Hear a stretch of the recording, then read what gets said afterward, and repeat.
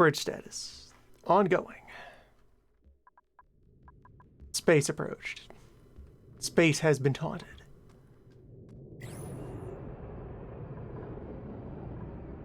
Soon. The sun?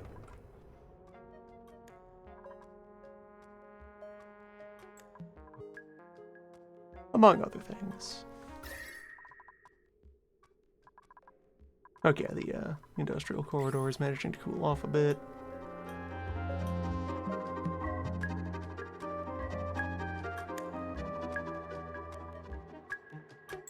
Nice. And Volcano Tamer 1. Yeah, it was kind of carrying on. Seems to have calmed down a little. Unit 2 remains under construction.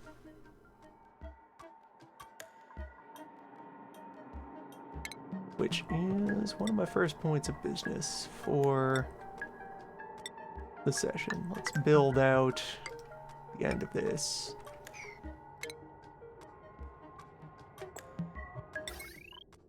In anticipation of fixing this thing up.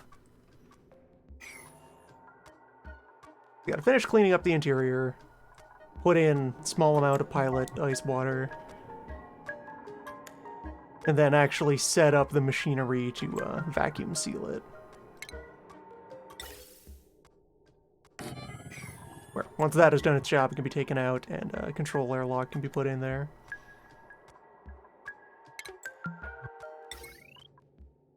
Just operated by a switch.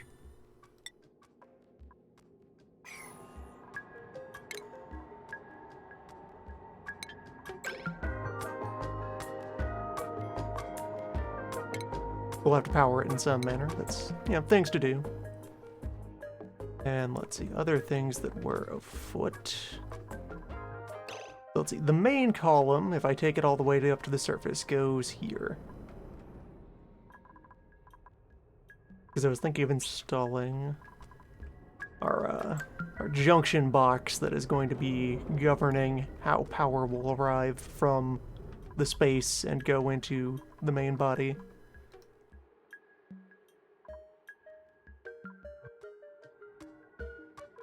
Also thinking of finishing hooking up this desalinator.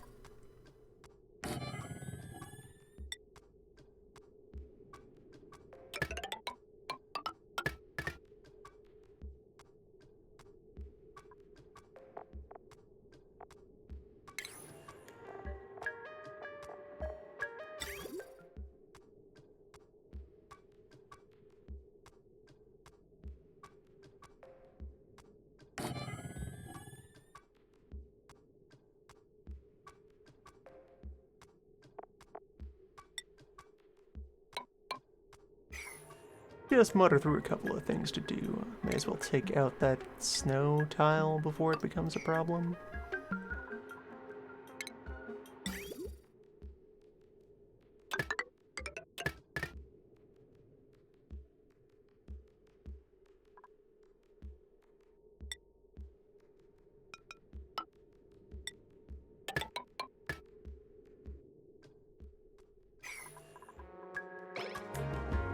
Still waiting for these reeds to warm up.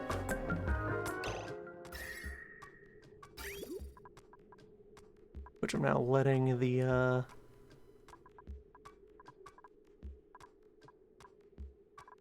not actually all that hot water, right, because this is the water that's being donated from the ice melting project, rather than the hot spring stuff.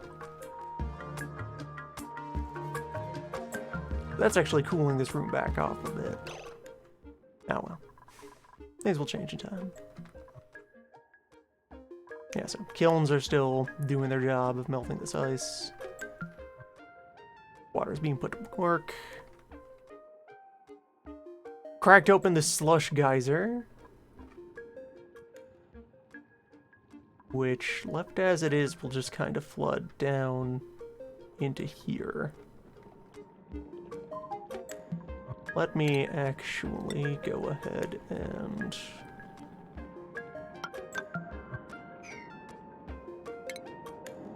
open up somewhere for that to be.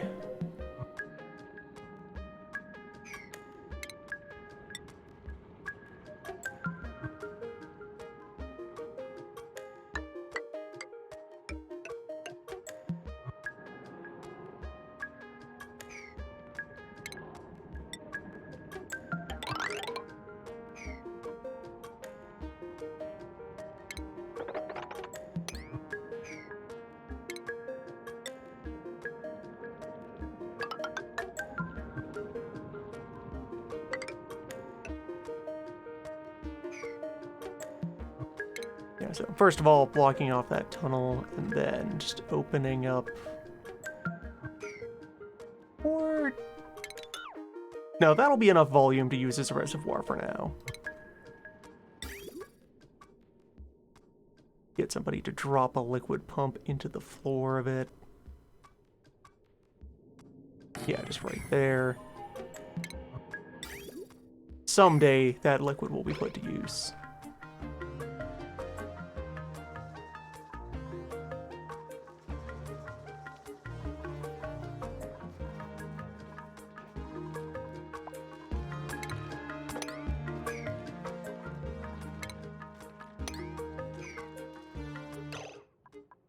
Yeah, so other things to do.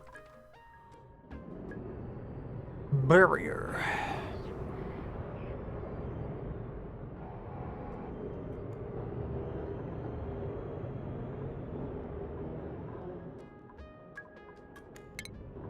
Some amount of pilot power going to running the scanner, so we can think about what seasons meteors happen in.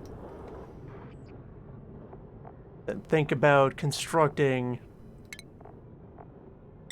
the protective walls that are going to keep this from being a problem. Or I am going to need to routinely clean garbage off of this thing.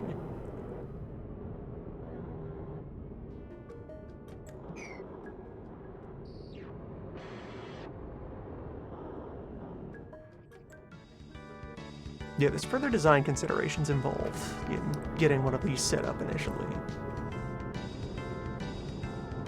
Because, okay, so setting aside installing some kind of protected and cooled auto miner to clean the sand off of it.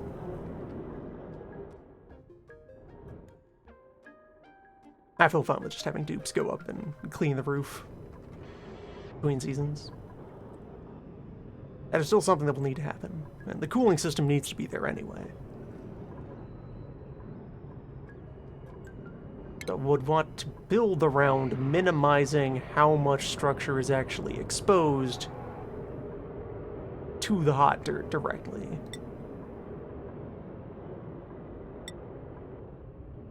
Anything that I can properly shield from the abyss is stuff I won't need to routinely clean.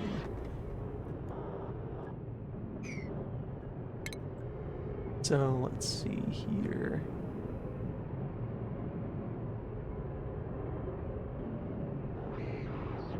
I can leave in some of this natural rock, and thus, like, all of this sand to provide a protective buffer to all of this. This can be entirely concealed by untouched natural barricades.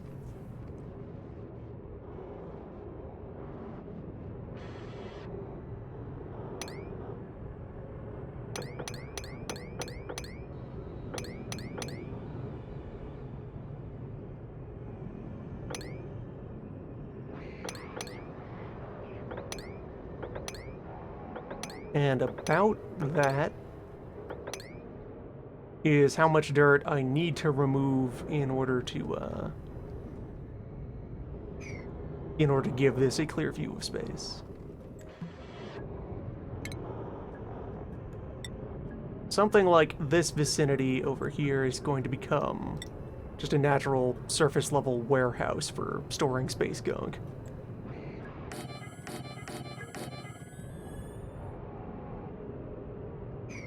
And I have compromised almost none of the natural roof in order to do this.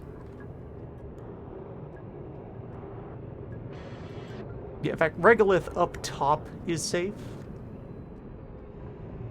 Yeah.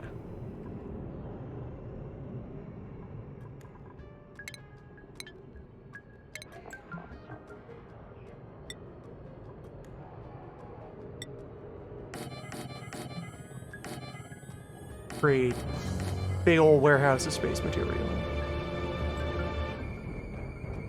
to be excavated from the fathomless beyond. Put to work in the deep. Start chlorine modeling up here. Have some share of chlorine, also a long way to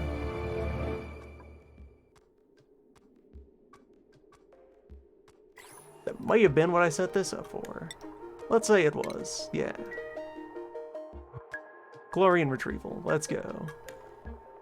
Power this off of you.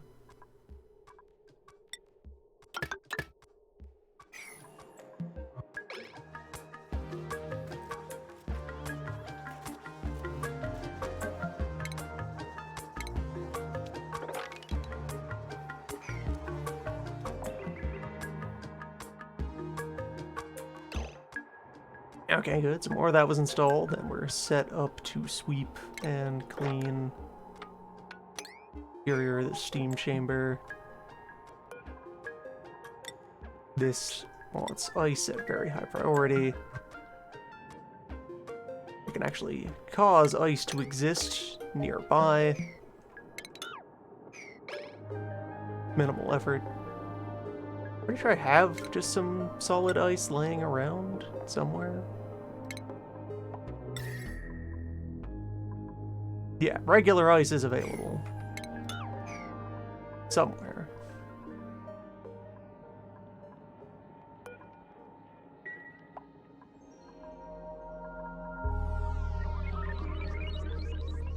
Crab is established.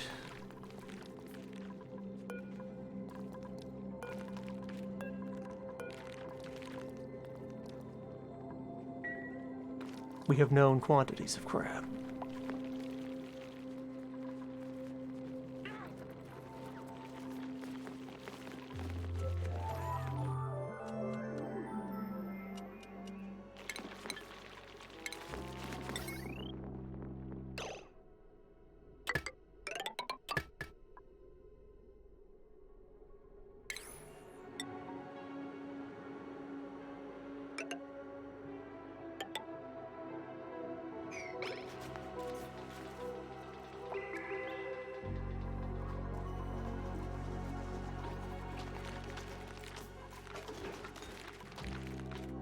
The fish are just happy to be here.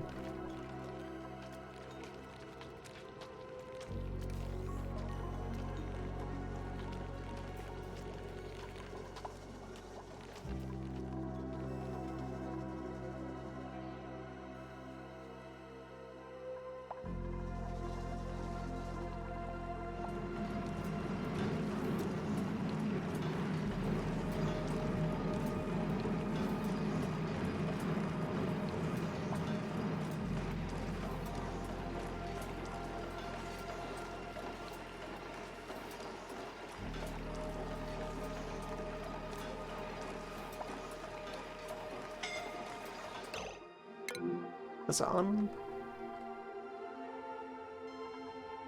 Order of operations, team.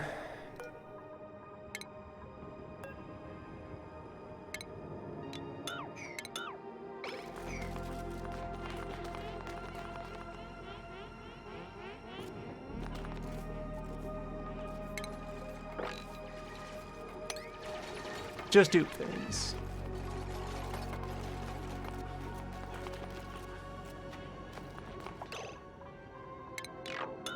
You know what? Abandon that and instead install this.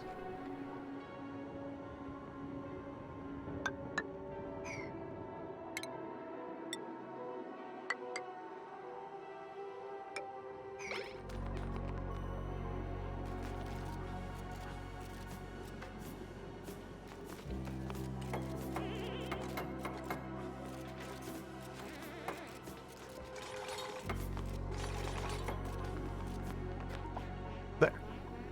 Accessible. Perfectly safe.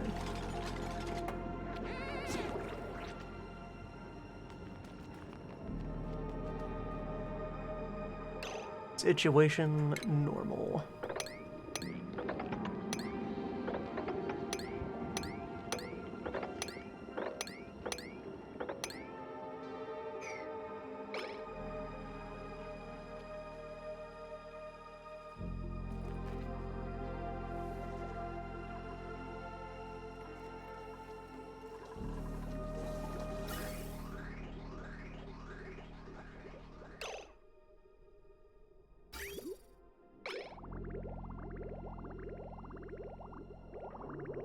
Flow of water was successfully restored to the electrolyzers. Kind of.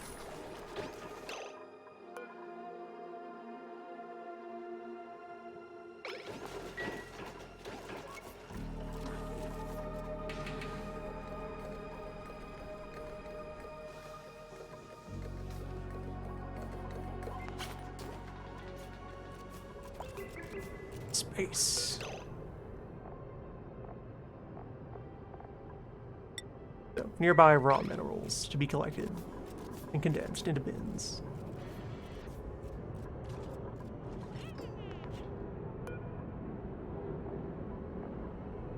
Nearby raw mineral and nearby filtration medium.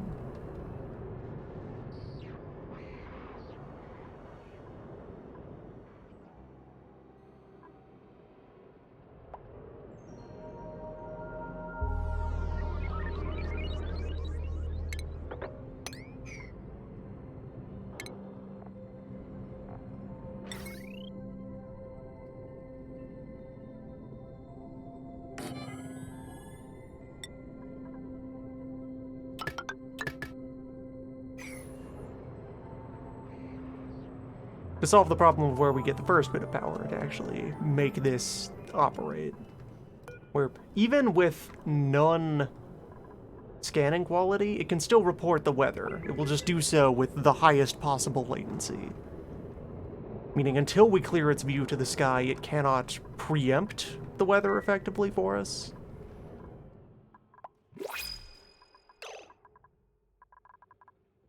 But once we have done that, then the magic can begin.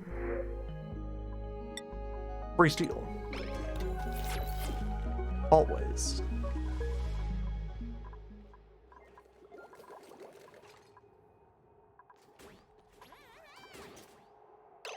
Okay, good. Ice was delivered. 11 tons of ice. Excellent. That will do nicely. Disassemble.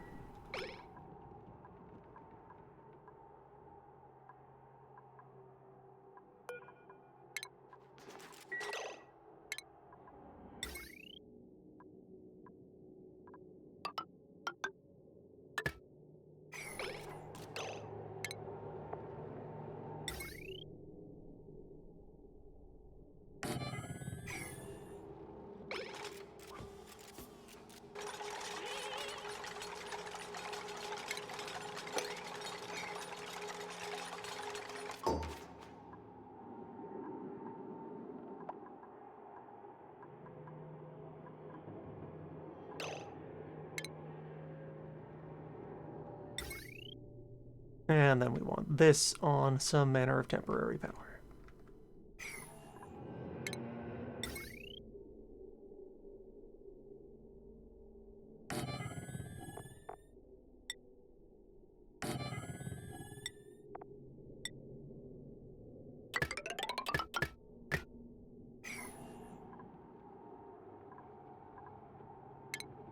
And its job will just be to move that gas out of the way.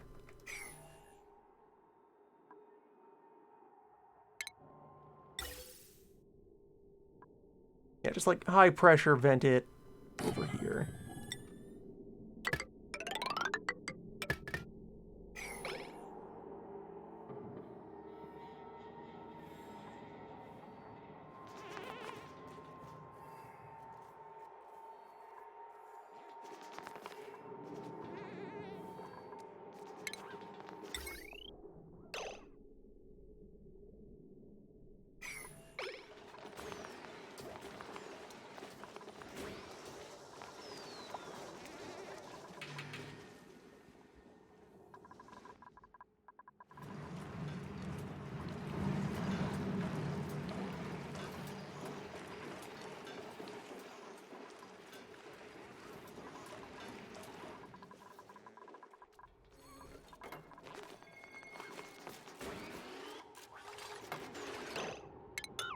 Do not sweep up this ice.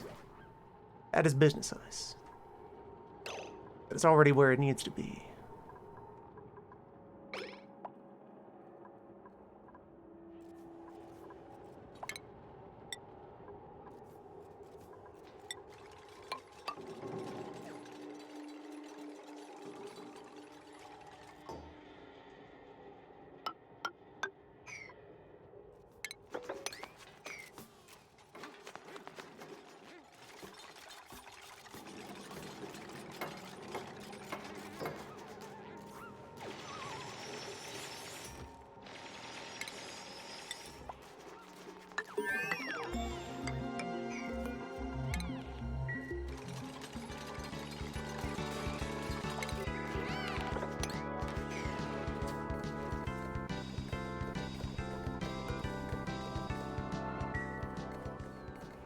Orb accepted.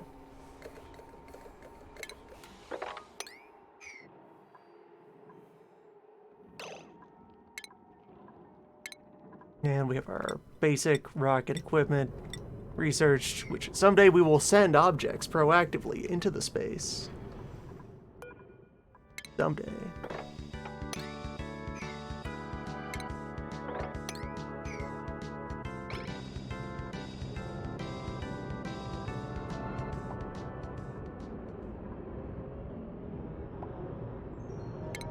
For now, I need to continue solving the logistics of the very free and real power of the sky.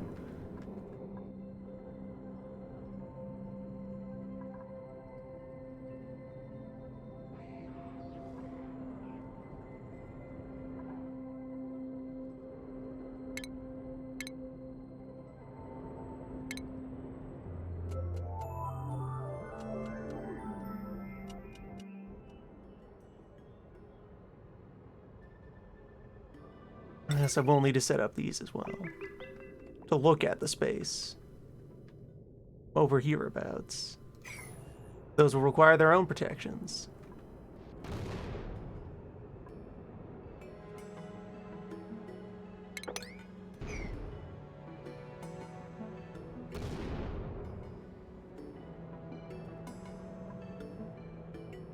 Dog is known. Still a few of these rascals tooling about.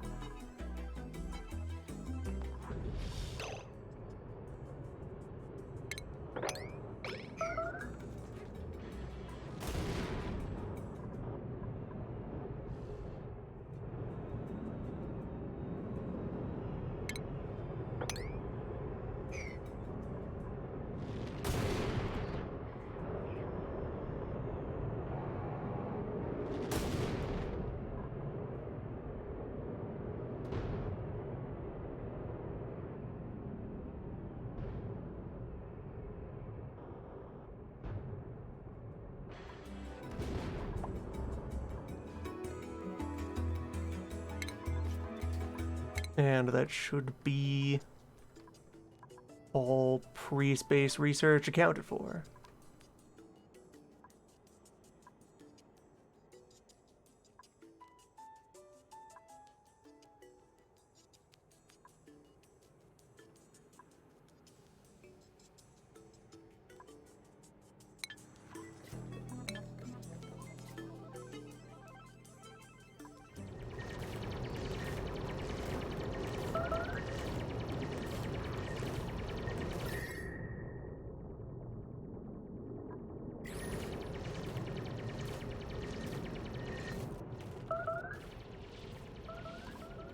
The smoothing begins.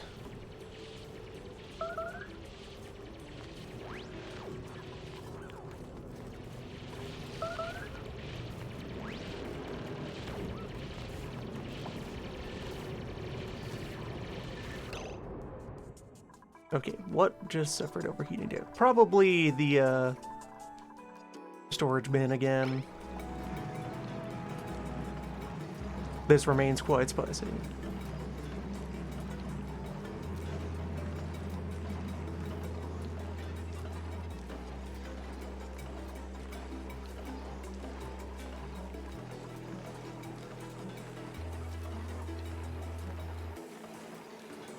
Until it actually breaks down, though, I see no reason to open this up for surgery again. If it lasts many eruption cycles before snapping, then good. Good enough. It's proven capable. Alright, let's see, that's a... Alright, that's the ongoing pretty healthy supply of water from the glacier melt.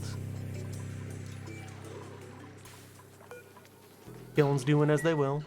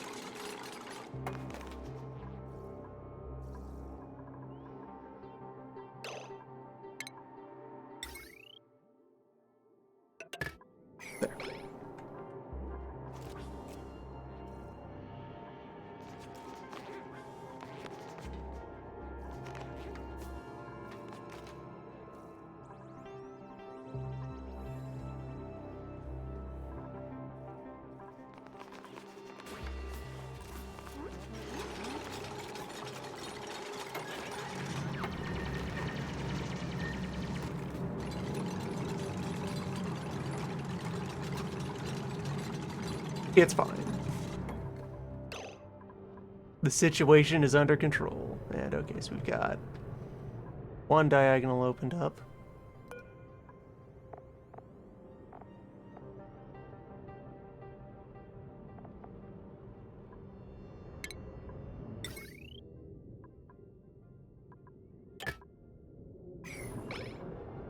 Guess I might have to connect a little bit of wire to it before it'll start showing me scanning capabilities.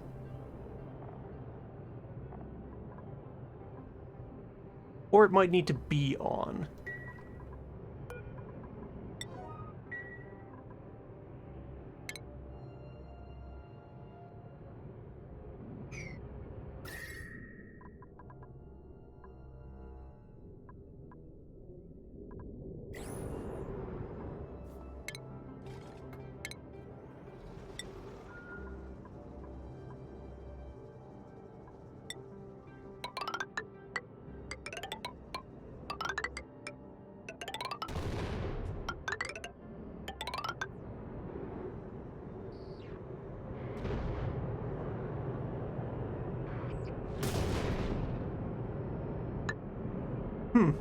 I can build drywall behind the floor of the solar panel.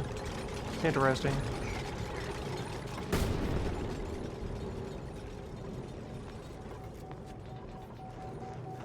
Okay, yes, network quality fuck all right now. But it can still accurately report the weather that it is currently immersed in. The dish is wet. It is raining.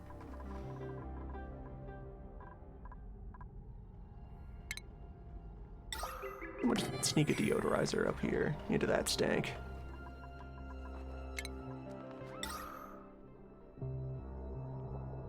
And another one down here into this stank.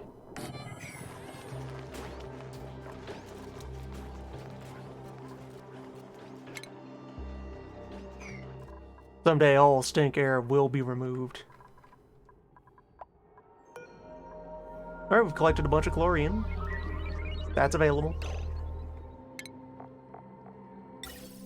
Could go for more.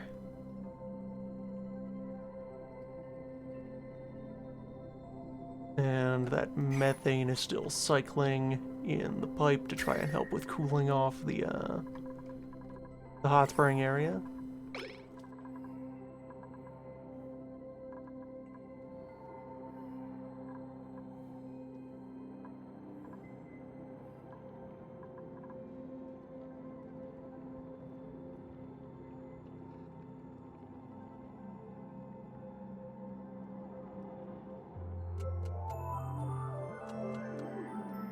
When it's time to build a rocket silo, I will probably just put it somewhere inside the body of the asteroid and then open the top of it to space. There's plenty of volume that I can repurpose for that. Like, say, this entire corner. Especially since we know there's an entropy nullifier here, and I could use that for all manner of rocket-adjacent things. How am I going to create cryogenic environments in which to make rocket fuel? I wonder.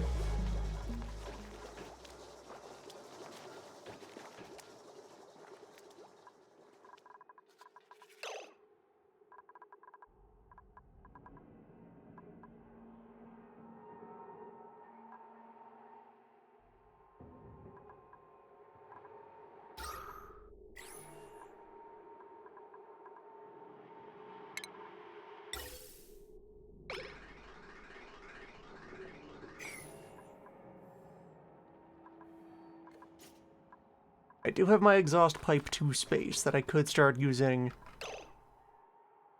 to deal with the residue here.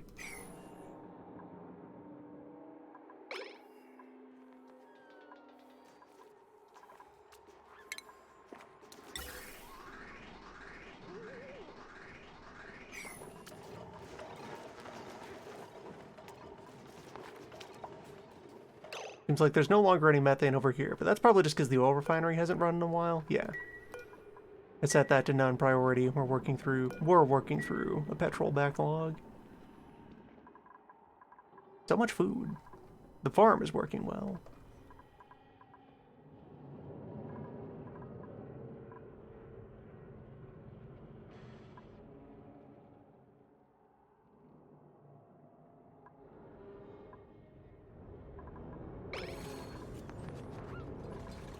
And morale is apparently quite high.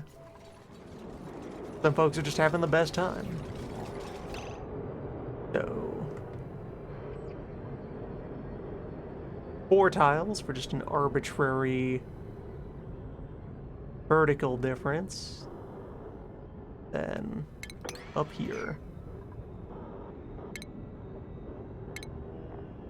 That is the height that the bunkered doors go to protect our solar panels.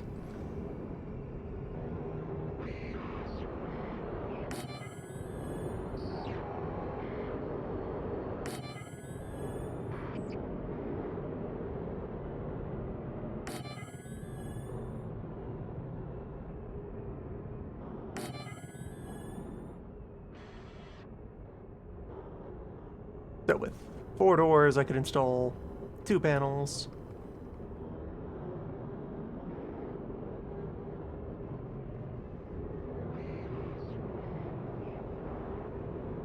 And then another one just right here.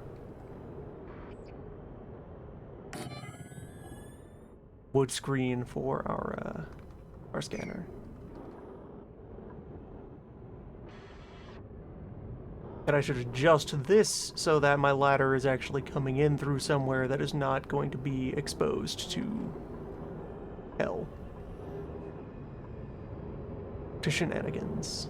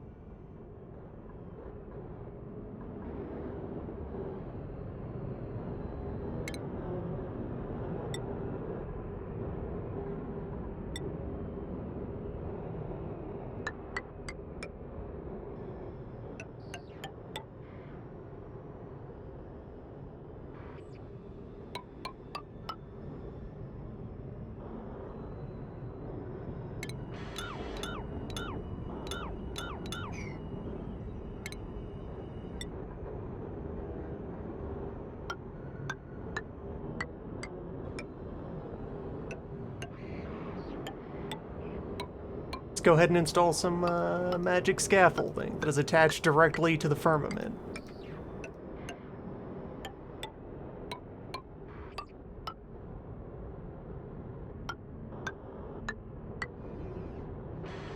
As you do.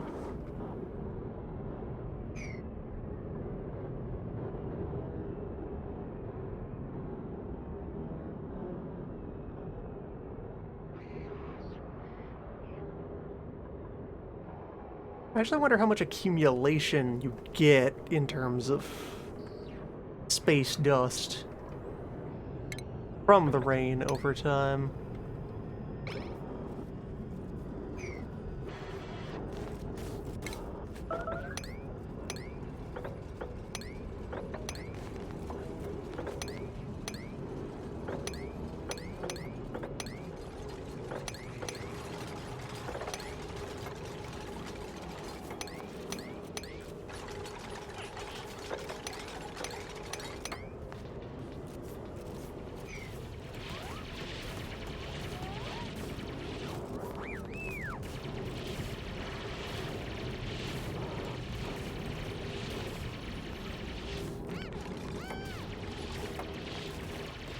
Because on the one hand, this is how deep the snow is on the roof right now, but that's how long... That's been collecting since the start of the game. That's an entire year of accumulation-ish. On a newly generated map, there is not much of a dust layer on the surface right away.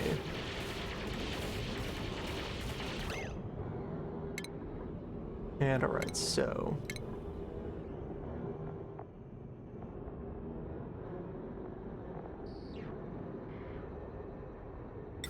the wire coming out of this sends green when there is danger and red when weather is clear. So you want the inverse of that signal to actually go to your armor.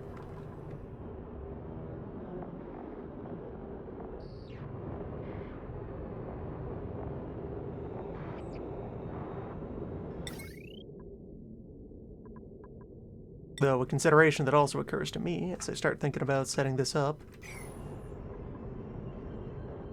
Well, no, because... So the thought was I could have, like, a second door whose job is to catch the snowfall and keep it off of the antenna, but then that would be in the way of scanning. So I'll just have to let it fall.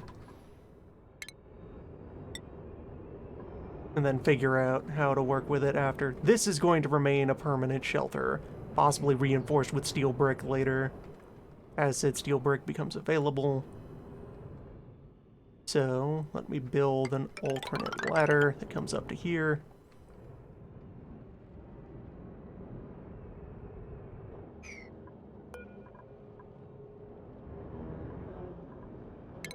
Decommission some of these storage boxes.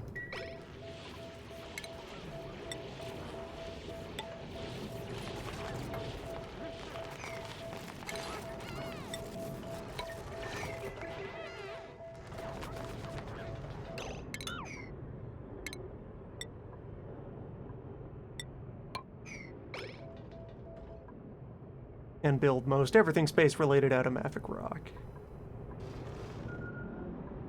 Oop.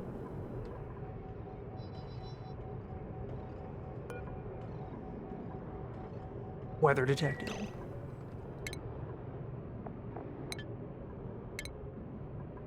Okay, so with that in mind...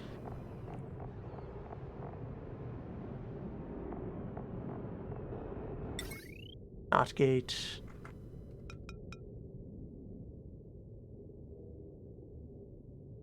Immediately invert this signal.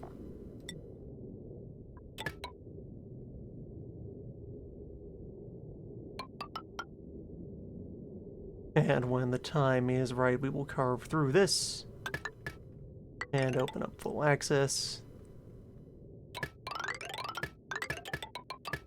And until that time, it should be safe to just string this wire along through the entire layer. And that is one of the incremental costs of extending all of this. Putting in more steel shutters, putting in more safety wire. And alongside that, eventually this is all going to be...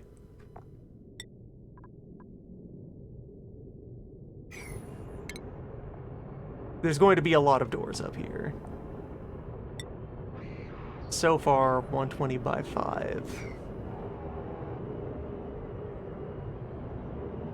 I could power this initial block on the worst wire.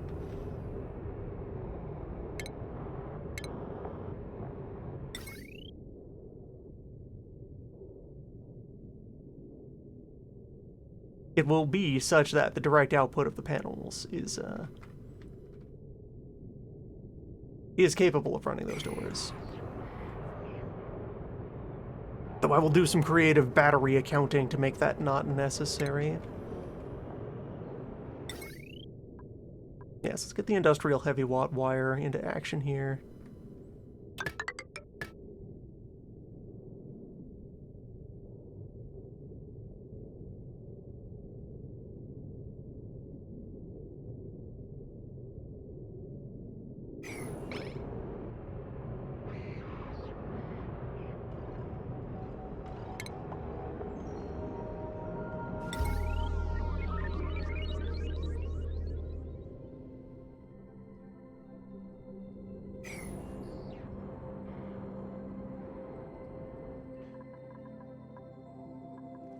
Things to do.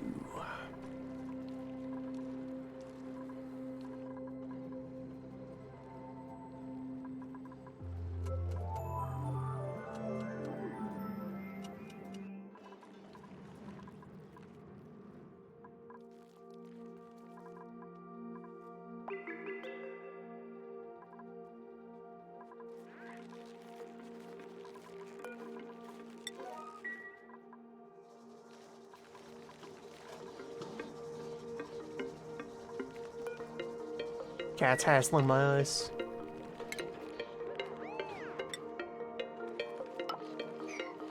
You hate to see that?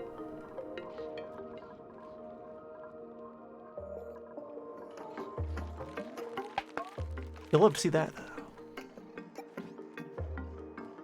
Handsome.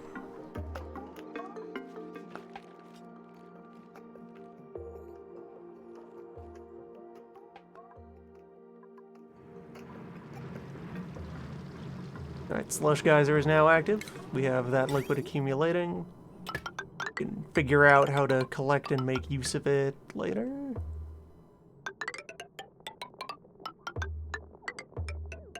Some kind of pipeline. Stank water is less sensitive to temperature problems.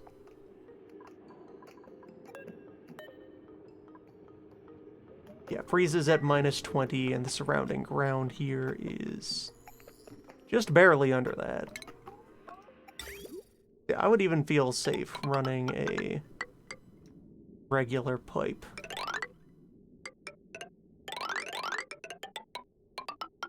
To bring that home with. Whatever I'm going to do to actually make use of it. There's some pipe.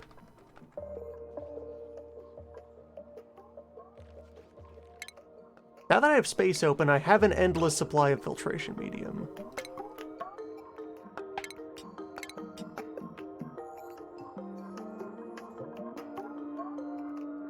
So I can think of stank water sources as regular water sources.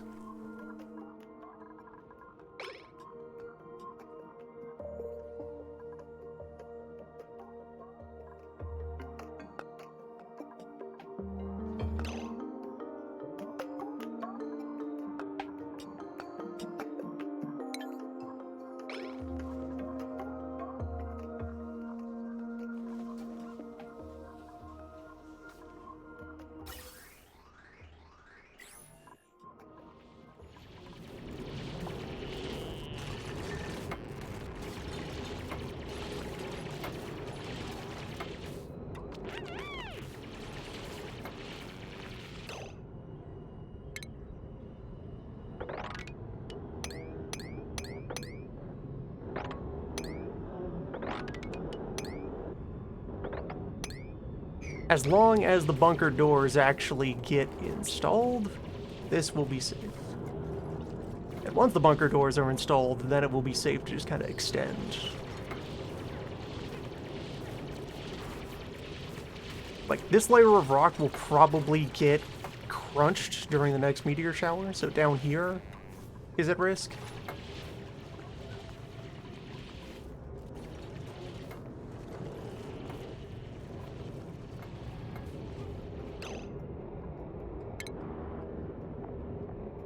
The scanner itself also isn't a terribly expensive piece of machinery, though.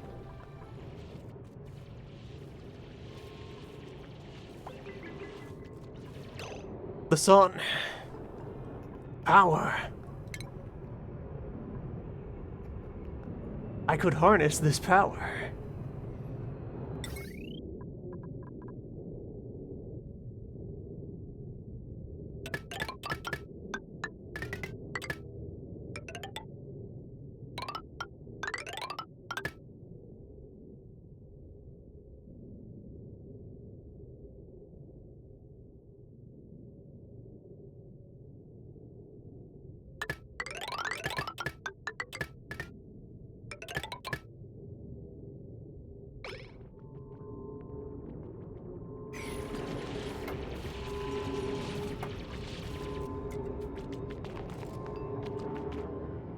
Although, the sun is also a terrible danger. Wait, ladders have breakdown temperatures? This ladder was probably struck by an impact, I guess. Stay safe, children.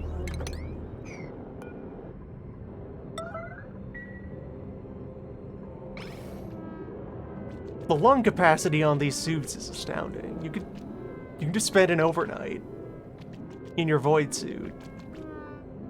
Neat.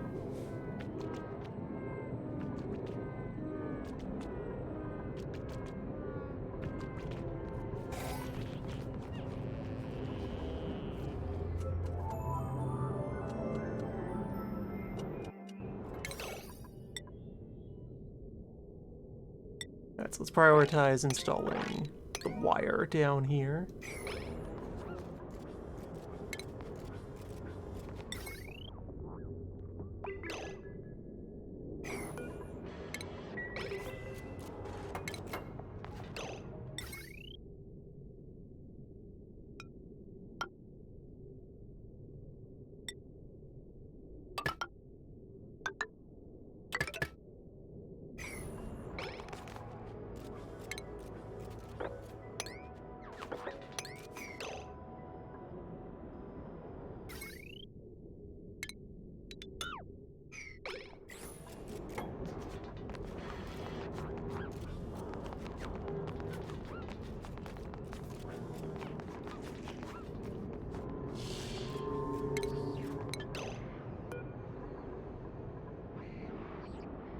Unreachable dig?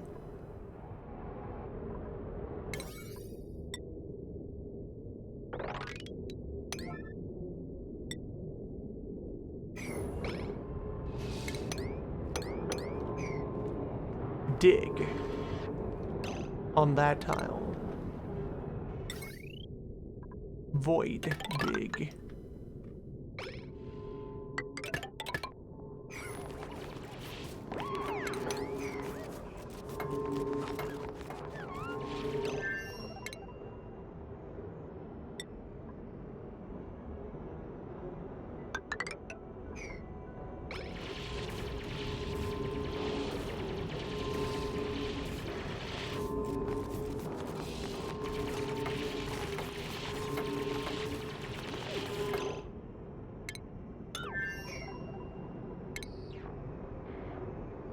Let's just remove and replace it and see what... There we go, yeah.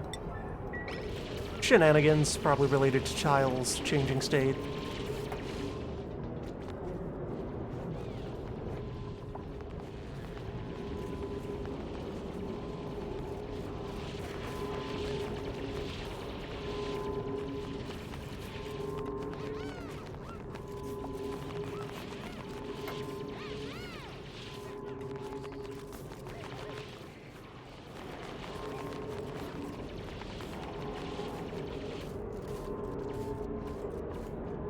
There is a lot of snow on the roof.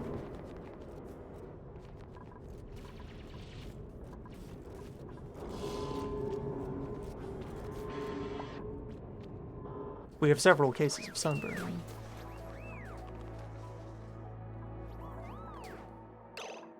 Okay, the debris was swept out of here. And we have our power hook up.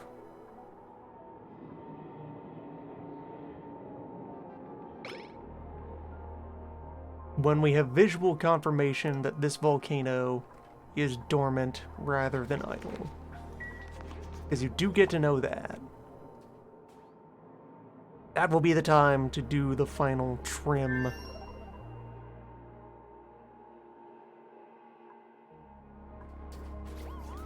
Because I need time to close up shop. Then pump out all the air. Idler.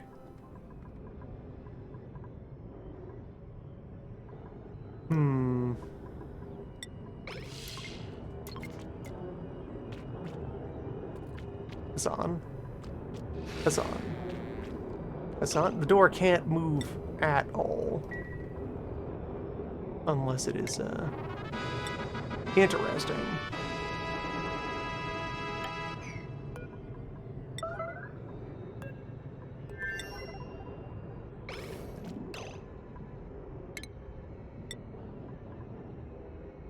Alright, we got adjustments to make in order to rescue Hassan.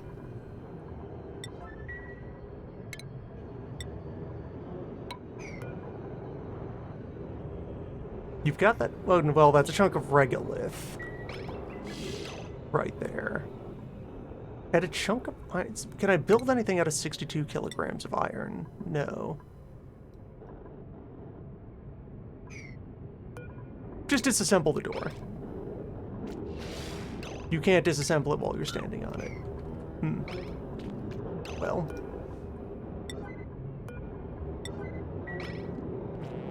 Stay safe, Hassan.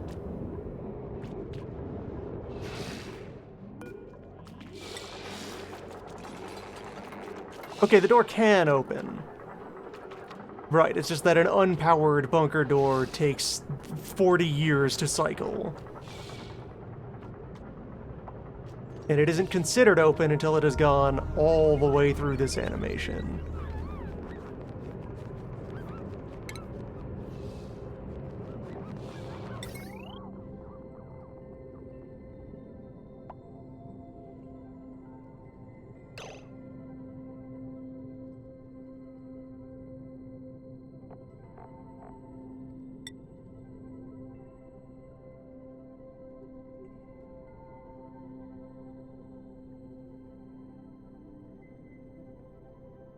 Alright, and then I'm only going to want to send power away from, well... The dream is that I'm going to have a big main power trunk here, so I would want my relay station to be built, like, up here.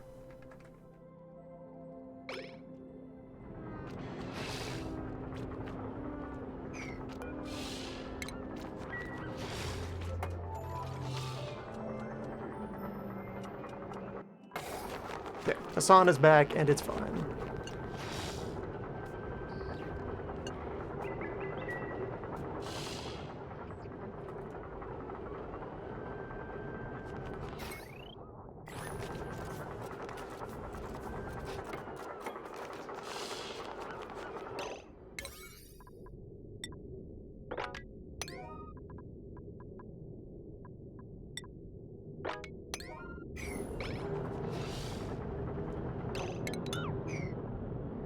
What do you mean invalid location?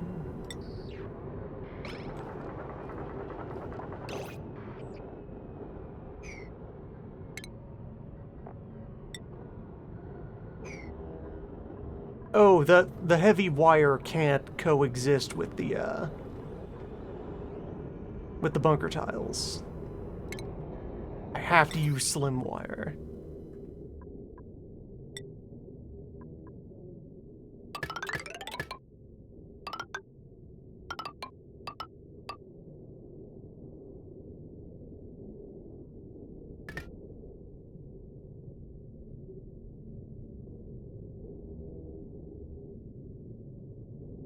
Yeah, so if I'm doing heavy wire for main power purposes, I do need to have a series of transformers that split away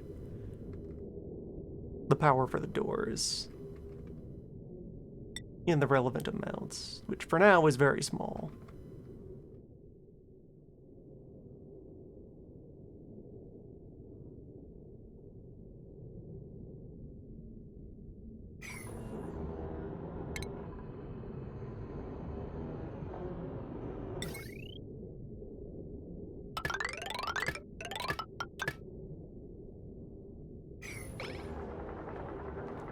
That's all the mystery.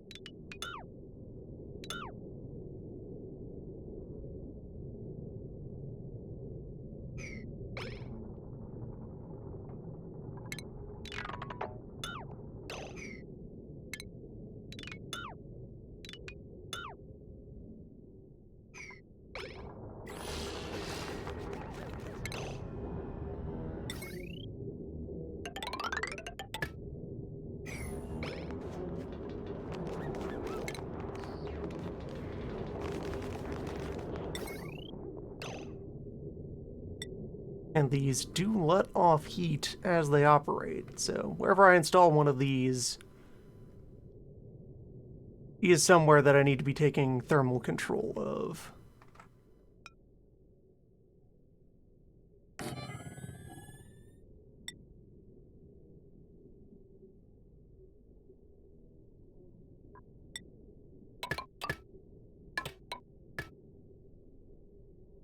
Alright, my heavy wire can be coarse. Heavy wire.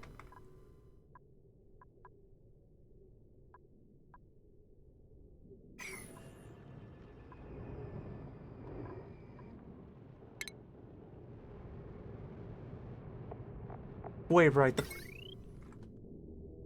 The 4 kilowatt transformer. That is too much for small conductive wire. Is kind of an odd beast.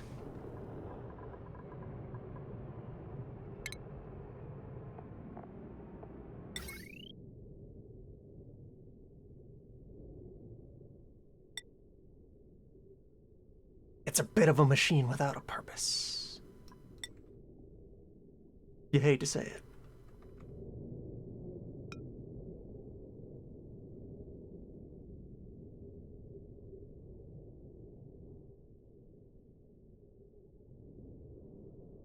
Yeah, how then would I smuggle this cable back out of here? Not easily.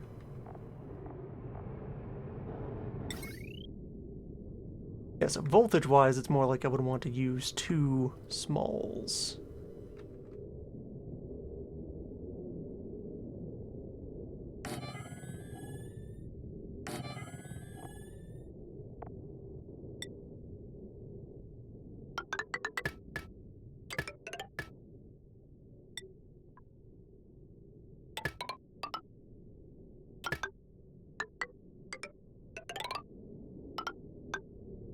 To send up 1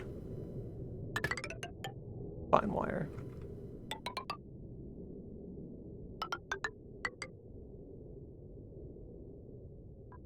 Do have all this lead laying around.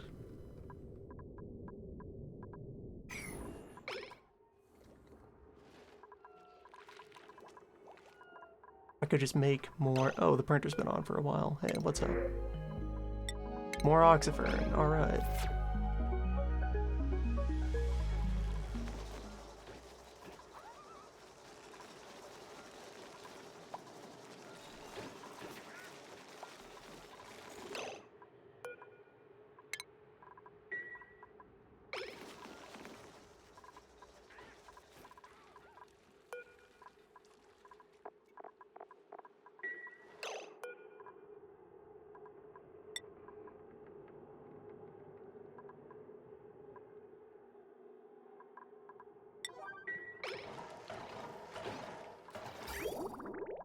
Coolant system is backed up.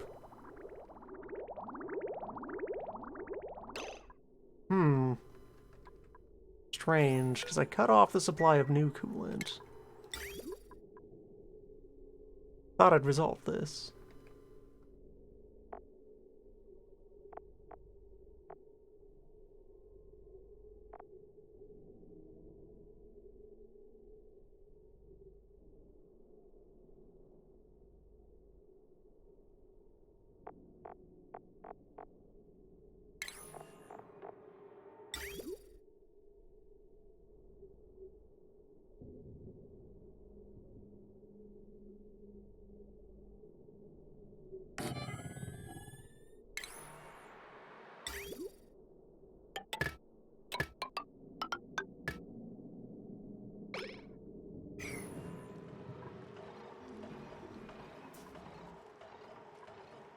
You hate to spontaneously generate coolant.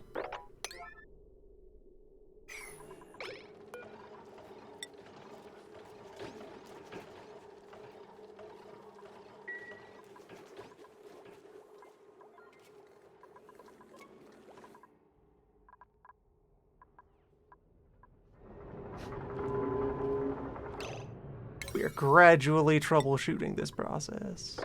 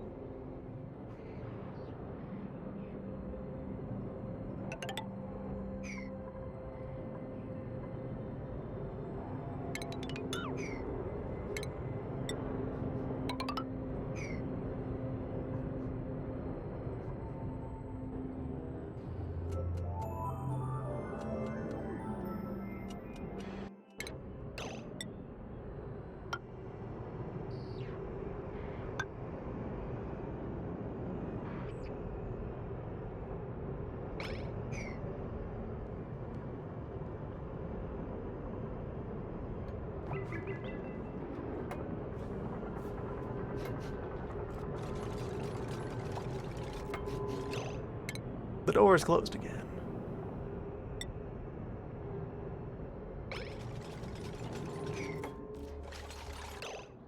And the heavy watt wire is still in the way.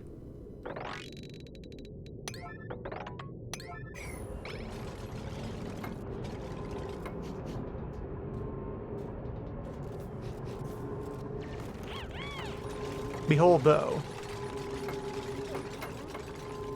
solared watts that aren't going anywhere because these aren't even hooked up to a battery yet, but the power of the sun.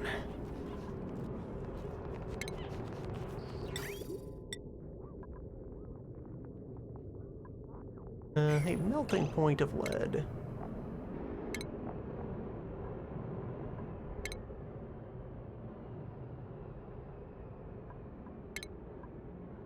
$300. Potentially, there is nothing wrong with using lead for my my coolant pipes here.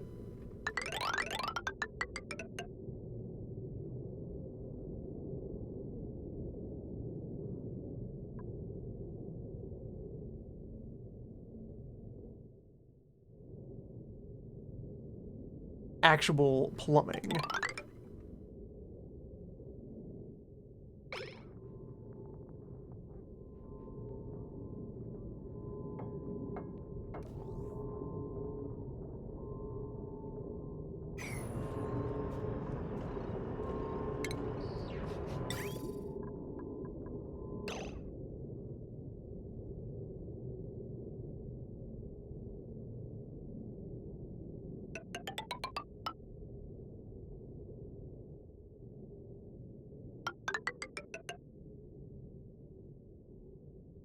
Yeah, so I'm picturing two circuits. One that cools the shielding, and one that cools the machinery down below.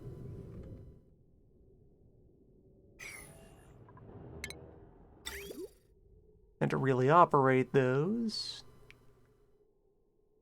oil would be my preferred coolant over water. Because I can get oil down. Well, no, right. Oil is better for circulating for high temperatures because that much higher boiling point.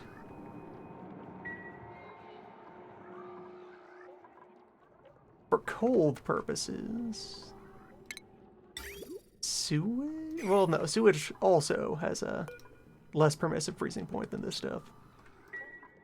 Oil has worse heat capacity, but wider temperature range it can behave on. Yeah, we'll send oil up.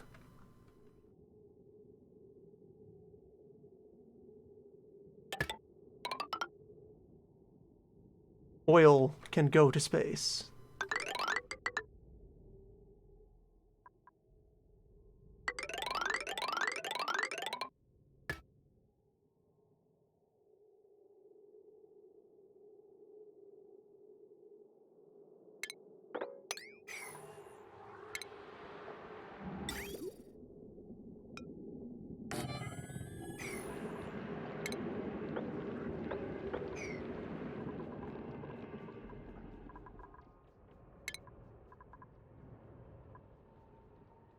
And then in particular,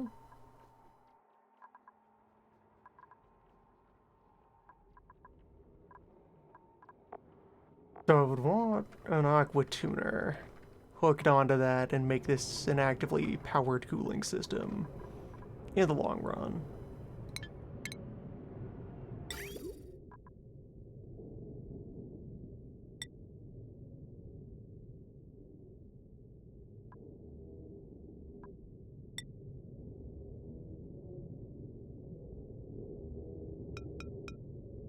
And yes, space is the final boss of engineering. The final boss of your current dimension is space.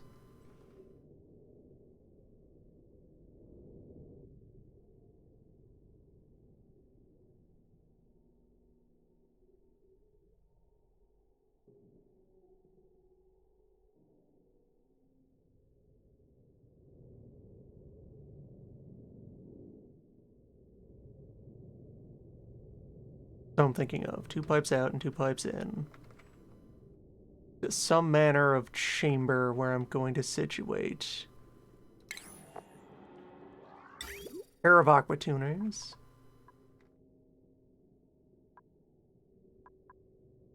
Which ideally also want to be made of steel so that I could use them as part of like a steam engine heat trap device. Do that sort of shenanigan.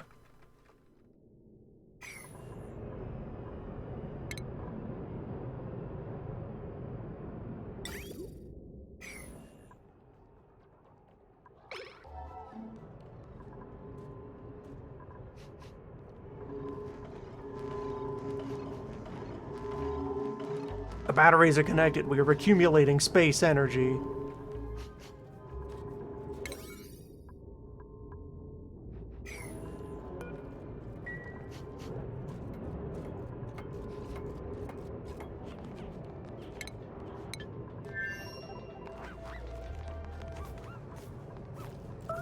Now, if I could just finish installing all of the bunker bits.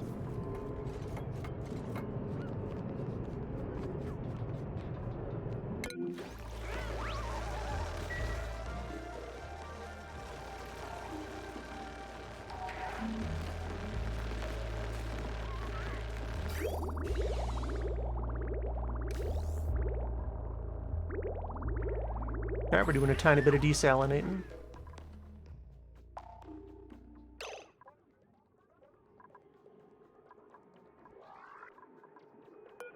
No one has been running the kilns.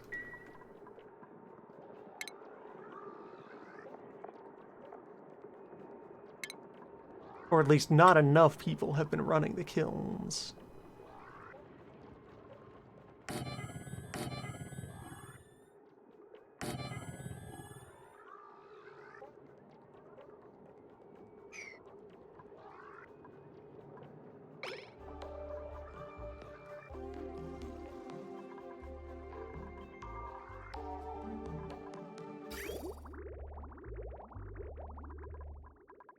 Water supply appears healthy for now.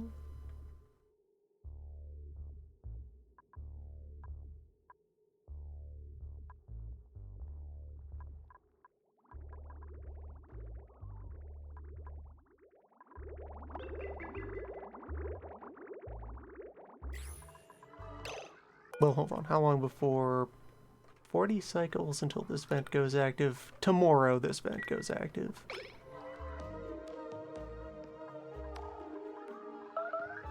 Definitely need to integrate another water supply.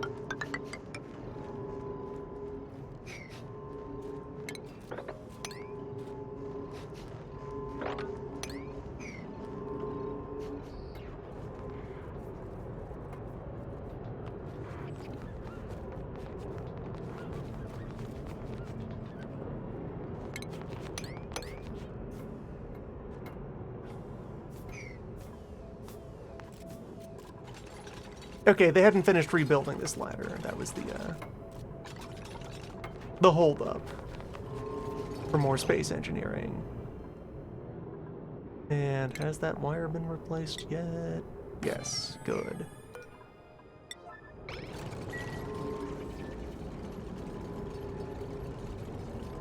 All 5 of the initial bunker tiles are in, and some steel has managed to be produced in the time it took us to do that. So, good. Hassan is always discovering new and interesting limitations of structure.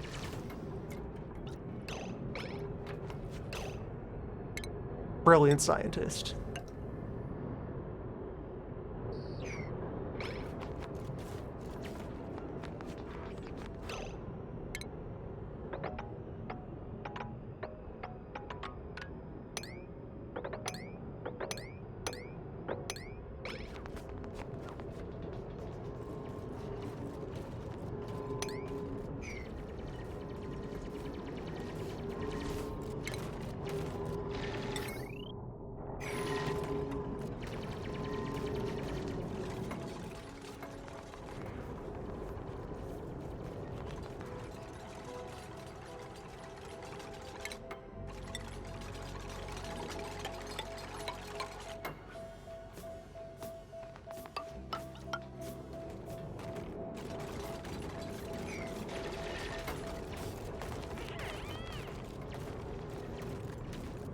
Now,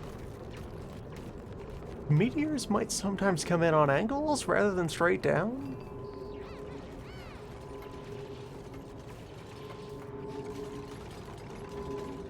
But given enough time, I should complete this armor layer.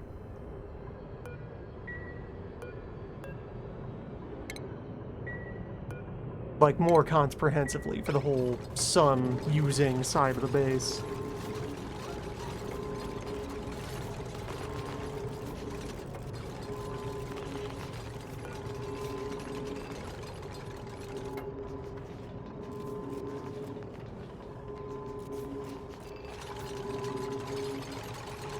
Now, only one of these panels is currently operating at partial power, as you do.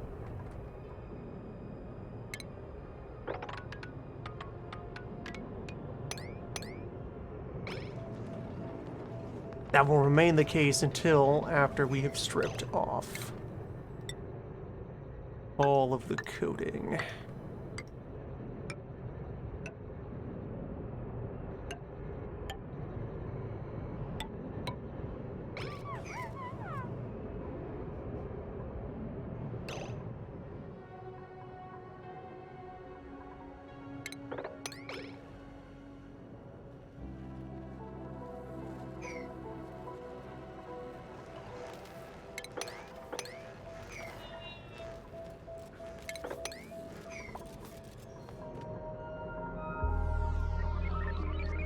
Okay, some folks have become stranded in the space, perhaps. Should be able to reach this dig. And these dig. Overheat damage. Ah, come on. Don't be like that.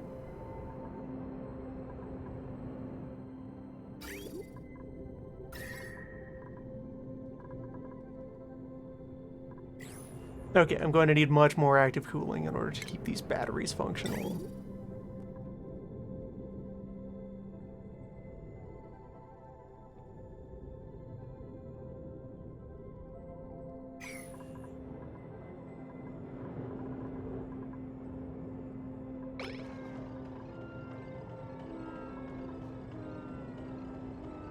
Or to rebuild the whole thing out of steel. Or enclose all battery huts inside walls and give them an atmosphere. There are many solutions to helping the batteries be not constantly boiling.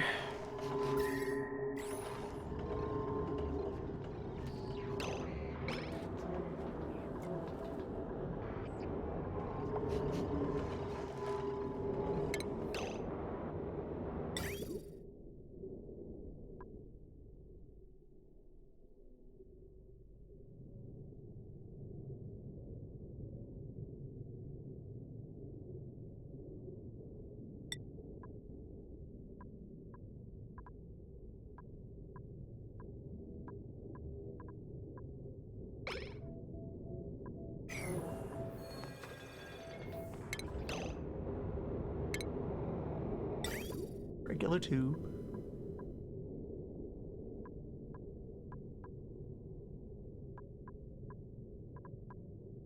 Maverick Rock isn't available on this list.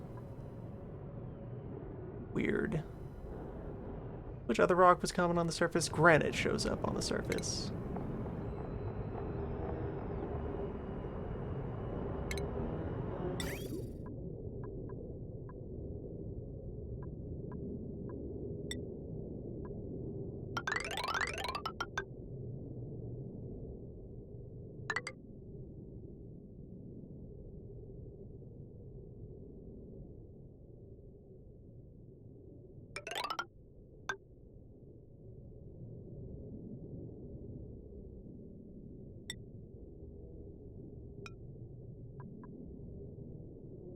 But I can use Maverick Rock for those. Peculiar.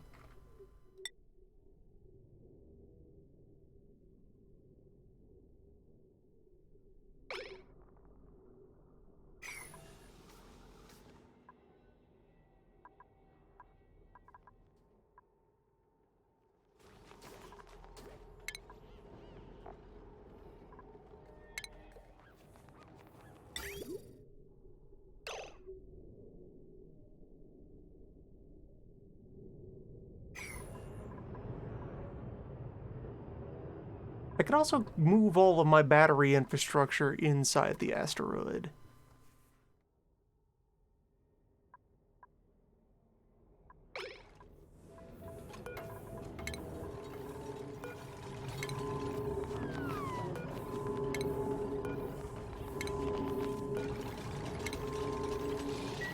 That would fix some problems.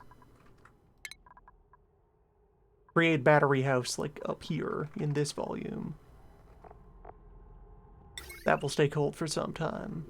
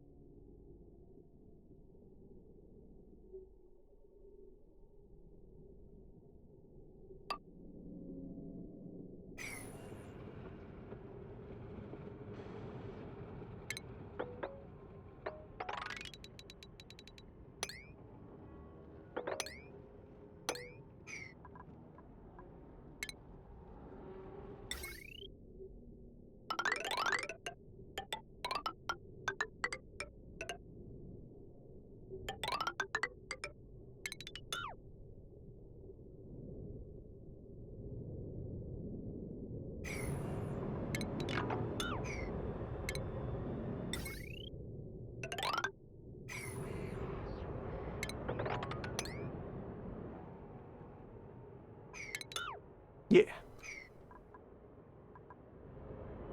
So, heavy wire comes in here. Battery house exists. And I can install whatever systems I'm going to use to tap power off of that into the rest of the base.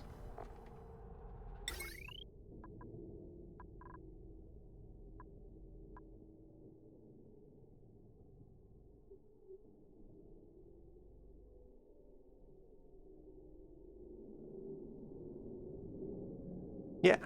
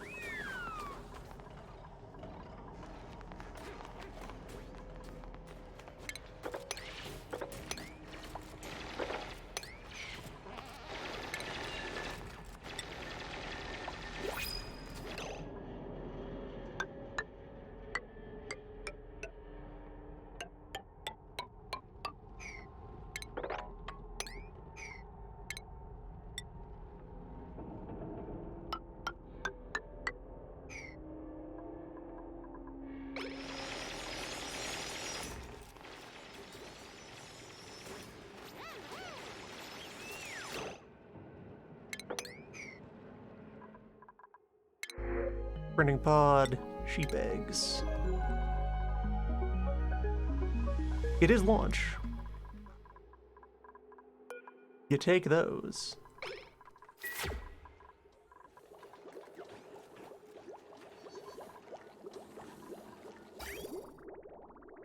Launch is often acceptable.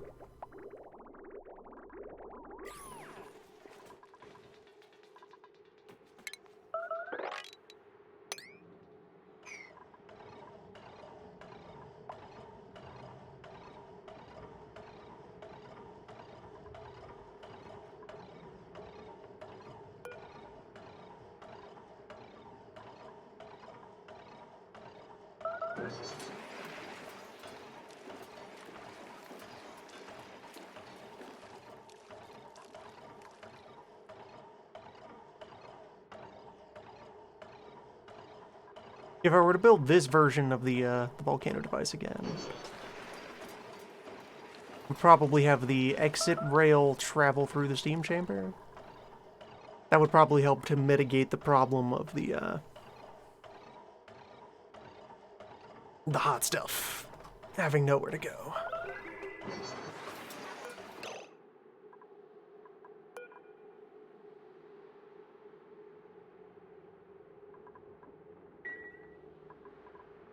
As it stands, I'm going to let some of that... Well, okay, let's set 125. 127. Because the steam chamber up here can get down to 125. That is when the steam turbine shuts off.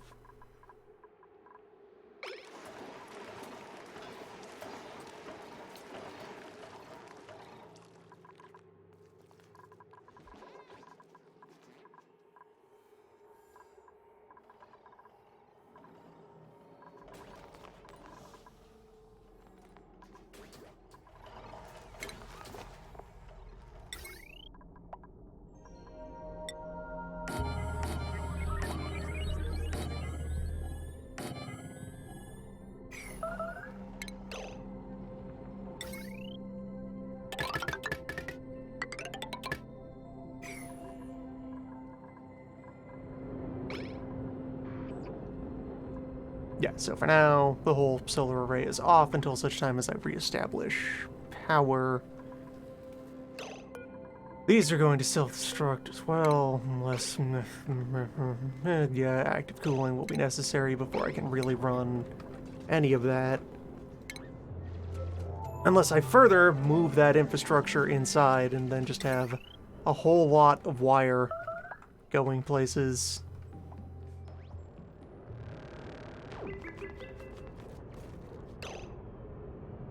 For the moment, I could just rely on the fact that I'm not running 2 kilowatts of power through this whole array.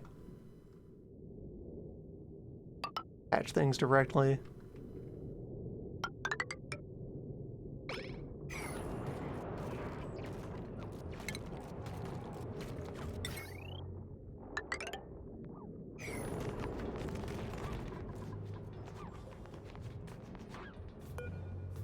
Scanner can now see the sky.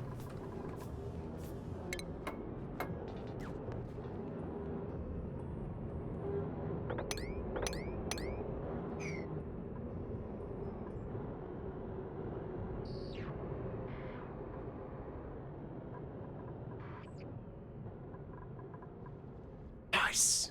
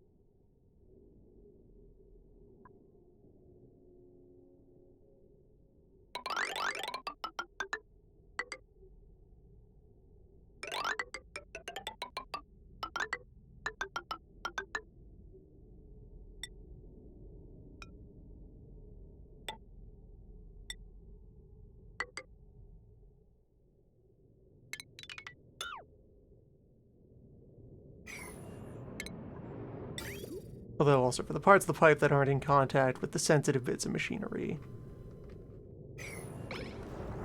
it shouldn't be lead.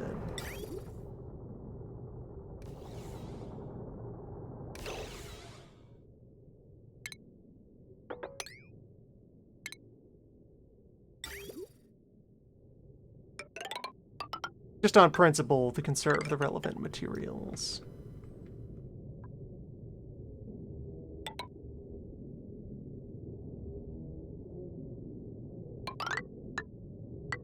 Right, but the battery's out. I only need to extend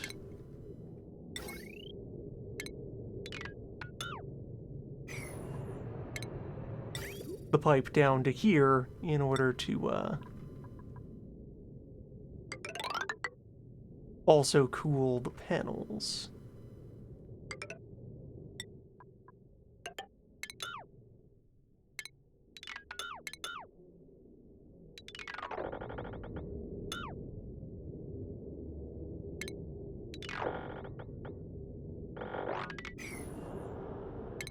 Well, okay, I won't disassemble that like the pipe. We'll just trim it.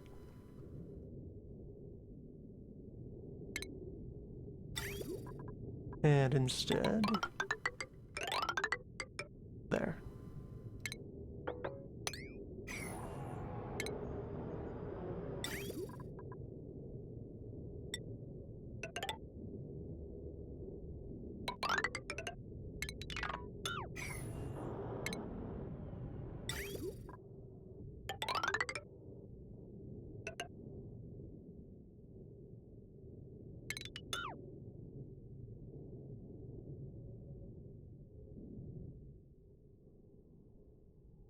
And then I'll just have a circulating loop that will provide some cooling just by virtue of coming back into this fridge biome for a bit.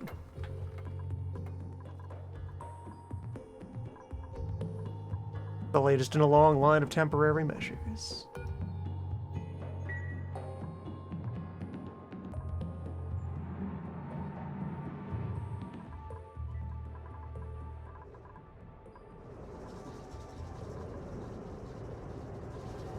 The telescope can live somewhere over here after I've built more armor.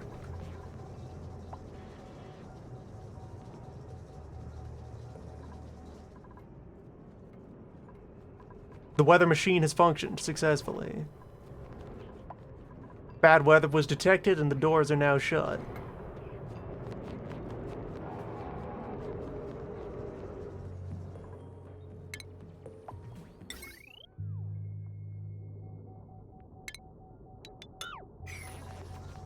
We're still achieving that end by just running a foot wheel until it starts to melt, but mission accomplished. I'll also be able to remove this foot wheel and put it inside instead. For all those good emergency power needs.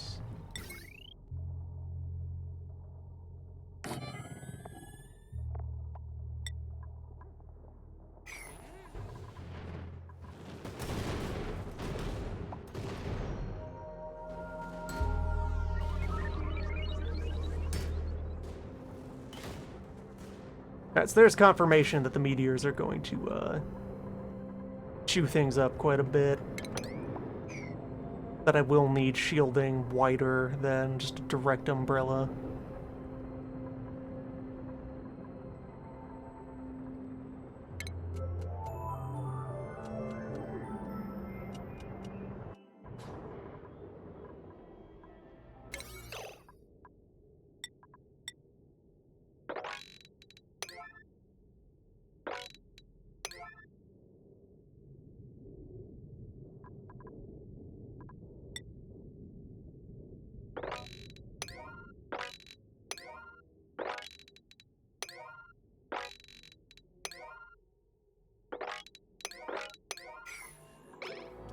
Much of the rest of the base appears to be working well enough without my attention. The food supply is abundant.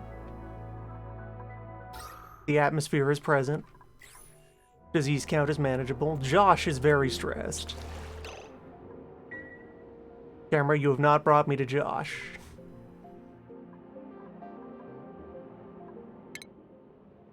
How is Josh? What does Josh do? Josh is suit equipped and is our mechatronics engineer. Josh has an abundance of positive morale. Where is Josh?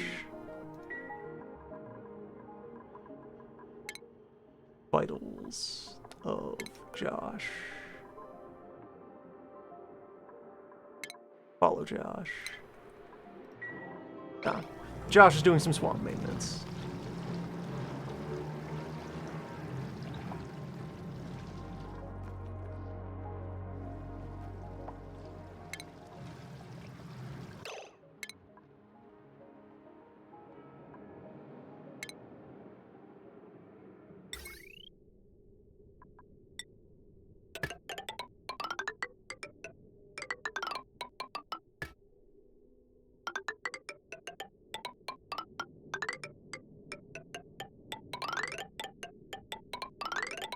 I put a sizable dent in my gold amalgam reserve by involving so much of it in current space production.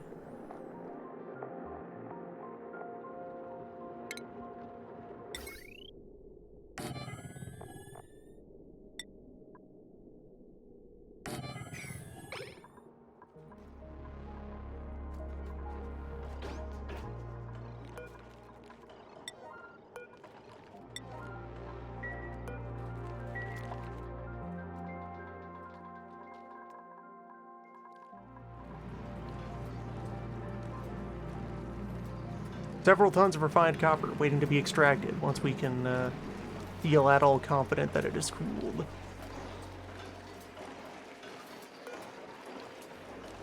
But you know, when you consider that it came out at 2,000 degrees and it is now 600 degrees, good job all around.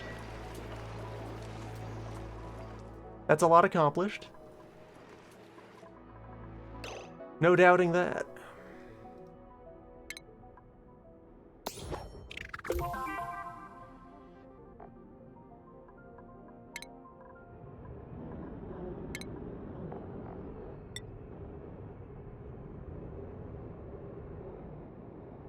Alright, so there should probably be at least one more bunker door wide on each side.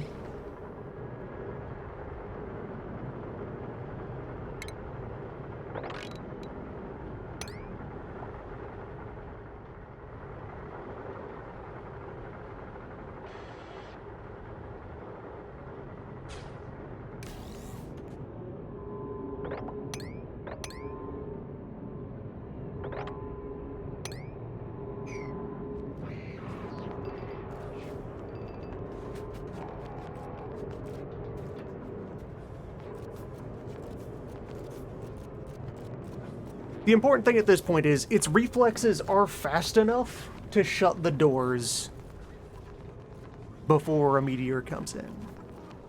So in that respect, this is already a success.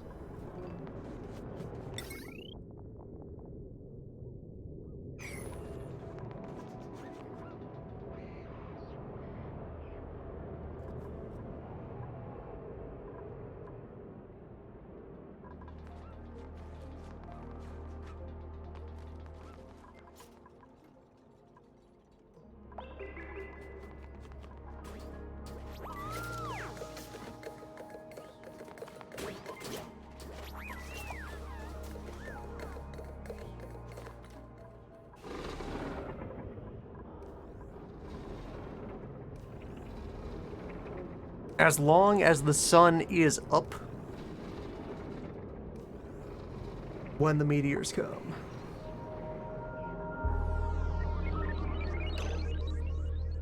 Good thinking, Hassan.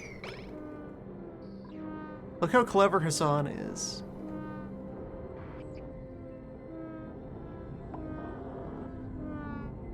What a dashing rogue. Genius.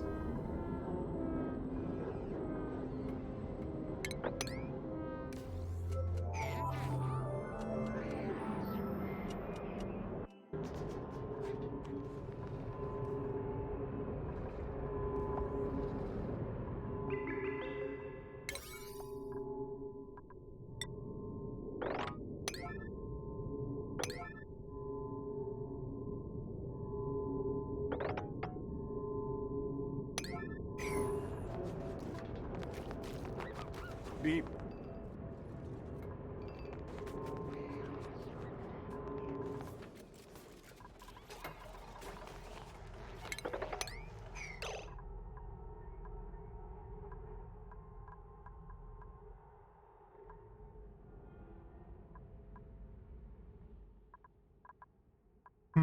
Alright, so just to get into the spacing for my standard architecture, this is all vertically in sync.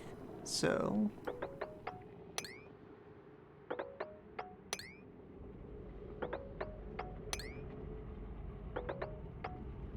beautiful. Perfect. Calculate as if I'd planned it all along. Alright, so if I put in a tunnel here, right across the top,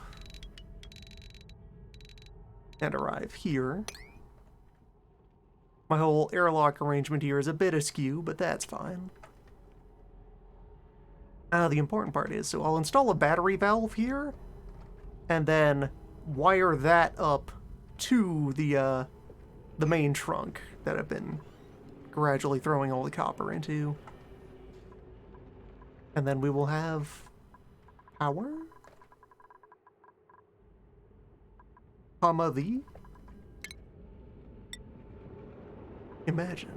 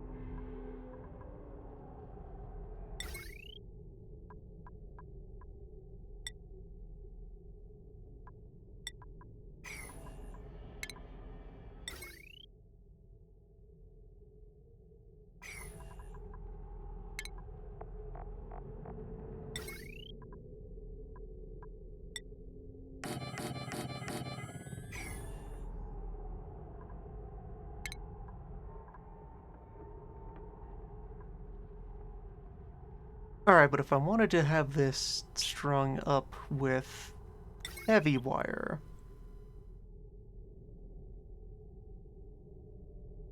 that means I can't use a jumper to connect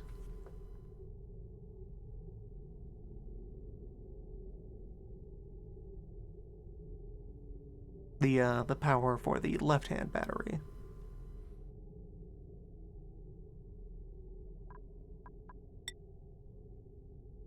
So let's see, diagram this out.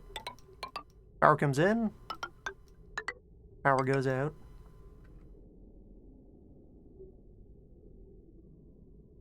And would proceed on along the old Victory Road there. Well, have it at least one tile up from the ground so we could attach transformers to it as it goes.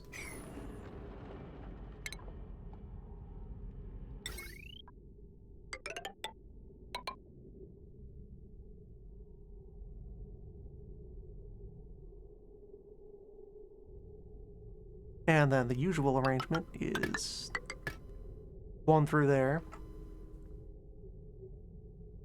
And then to hop over this wire.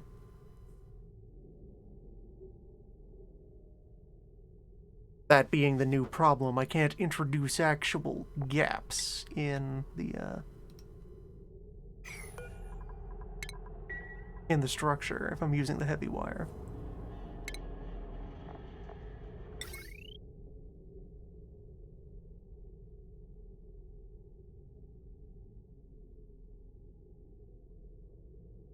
would need some way to bring this to this without crossing either of these lines, and I don't think that can happen.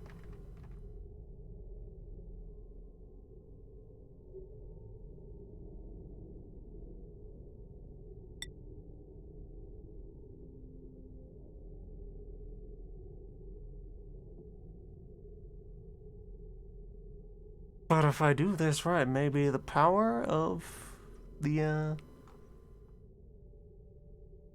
of our wire shenanigans will make that not an issue?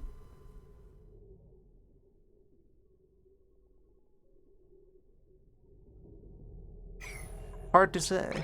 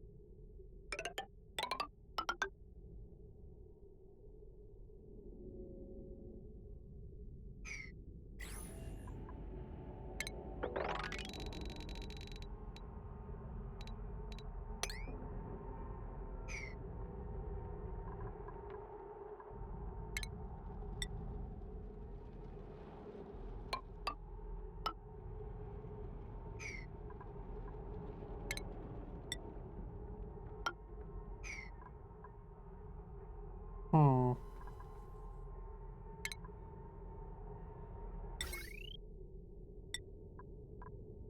As a starter option, and I can wire this up with lead as a sacrificial metal that I don't worry about if something goes wrong with it.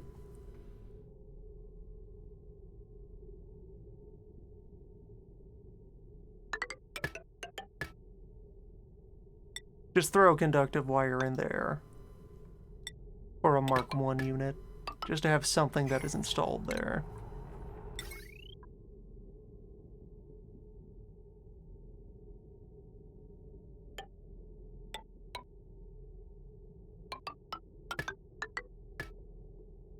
And so similarly I can run lead circuitry.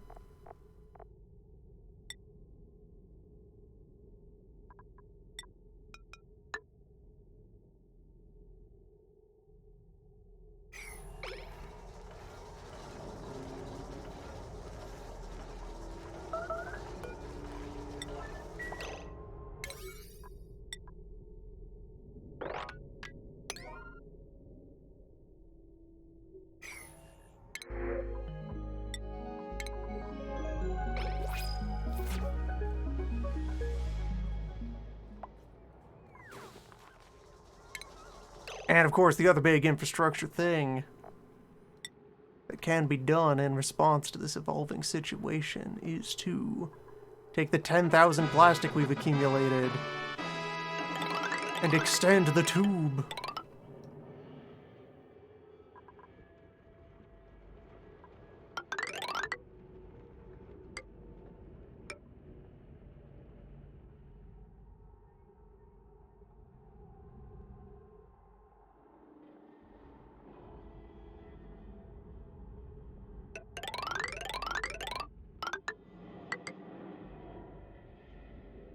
Okay, have the tube go low.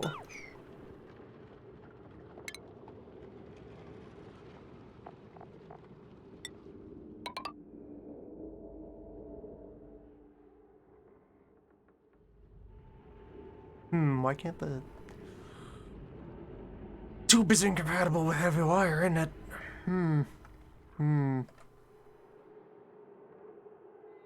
Yeah, tube. Well, no, we have tube crossing heavy wire right there.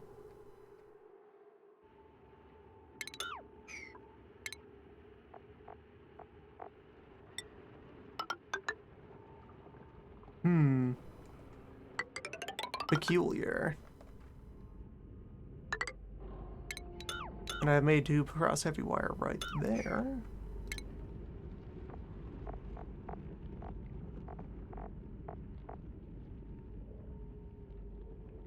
Yes, a more abundant power supply is the main thing restricting use of the tube at the moment.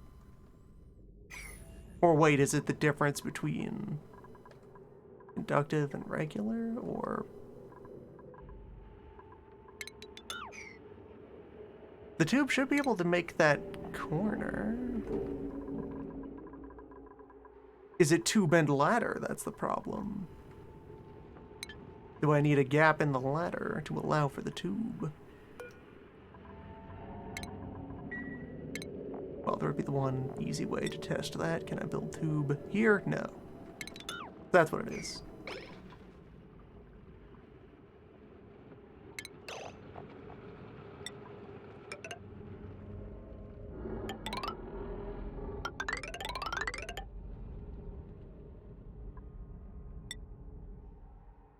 And then install a tube station here.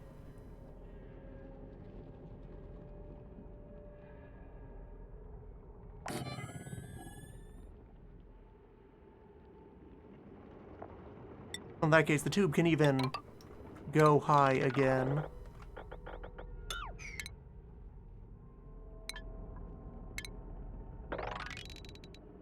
After it gets around that.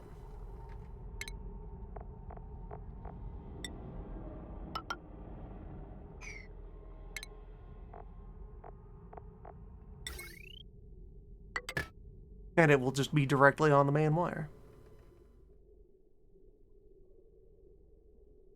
Possibilities unfolding.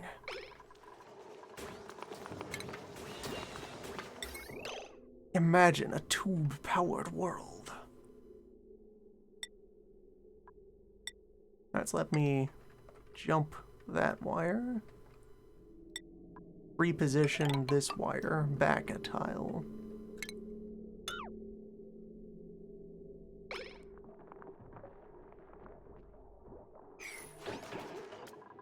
If we're going to see to a bit of remodeling.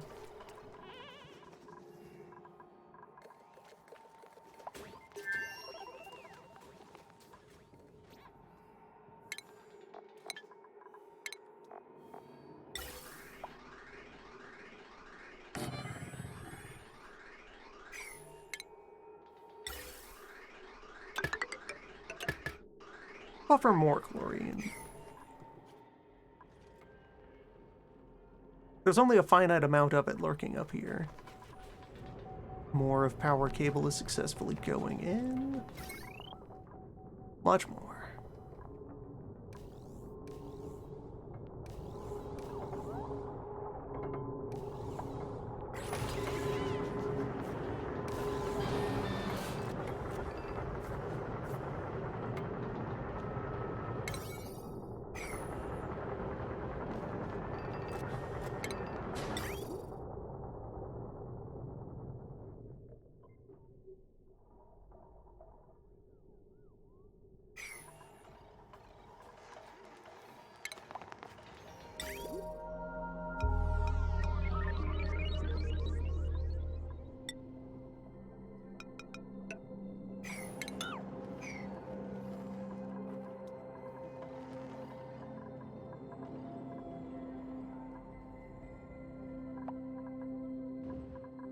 Having a tube station in the vicinity of the airlock would greatly increase our overall duplicate mobility.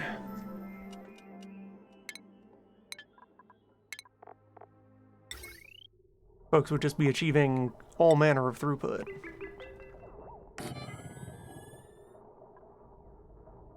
Truly astounding travel times.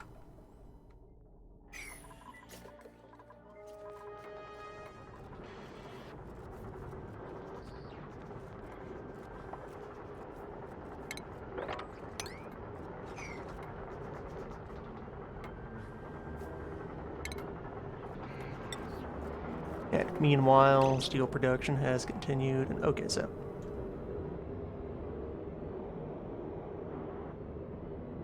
2 kilowatts, 120. I could put 16 bunker doors on one wire.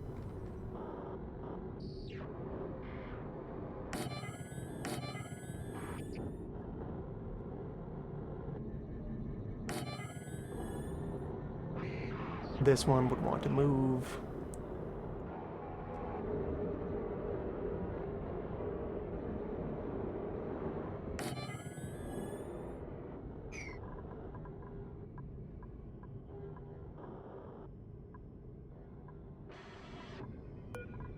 And I would be at 10. Well, 9 if I just split that door into 2.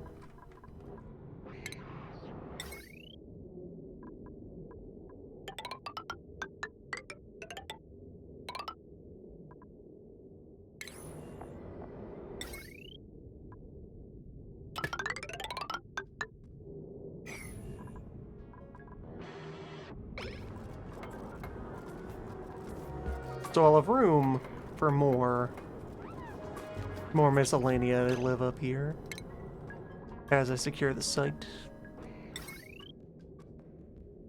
Telescope generates a tiny amount of heat, so it also wants to be in a position where it can benefit from the coolant pipe.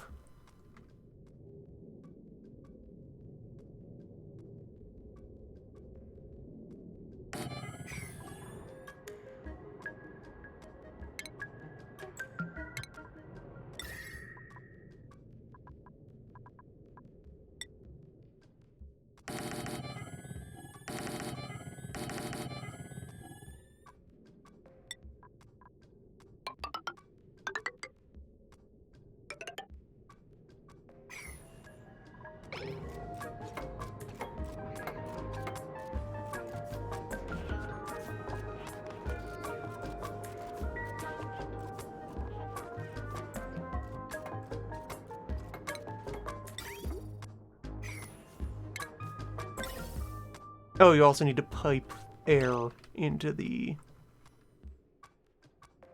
thing. That's not difficult to provide, although, hey, where's my oxygen flow? Air seems to be temporarily dormant. Where's my water supply? There's my water supply. Thundering along through the pipe. There's my water supply being stuck due to tube confusion. There, fixed.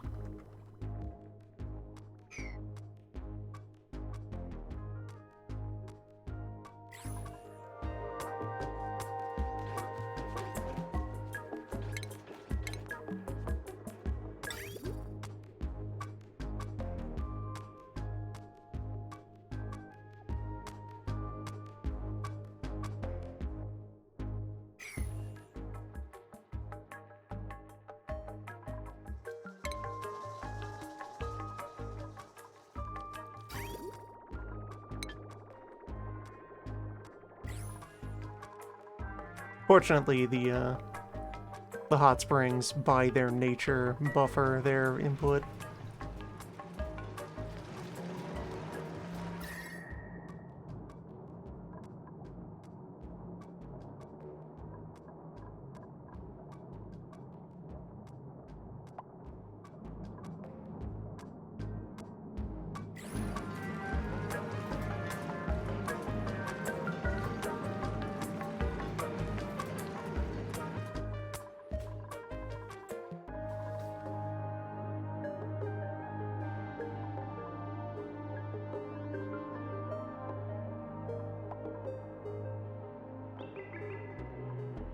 Do I want to just pick a fight with this volcano?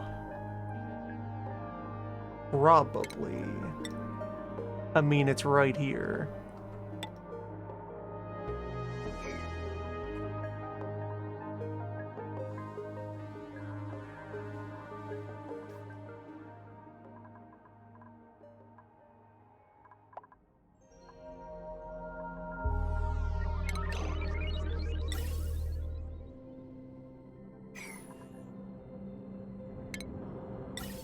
Anyway, I can have an atmosphere pipe make its way out.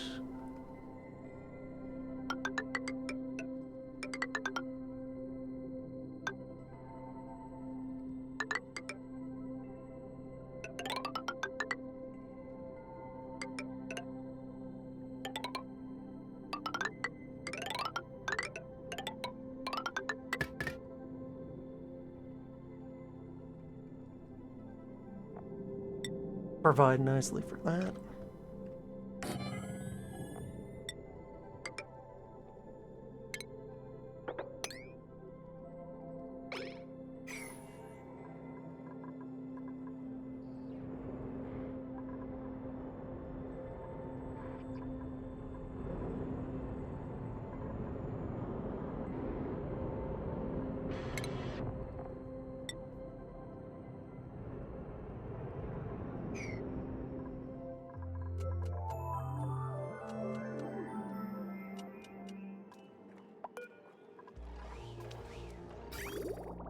Alright, coolant pipe is clear. Lime supply is looking pretty healthy.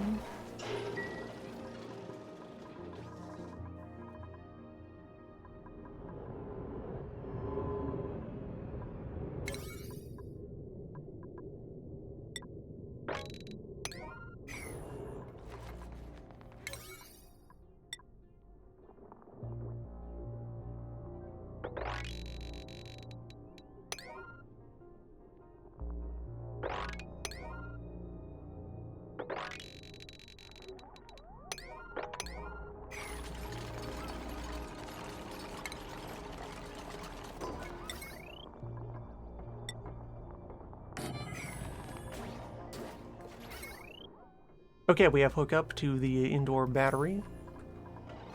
Solar power is now buffering.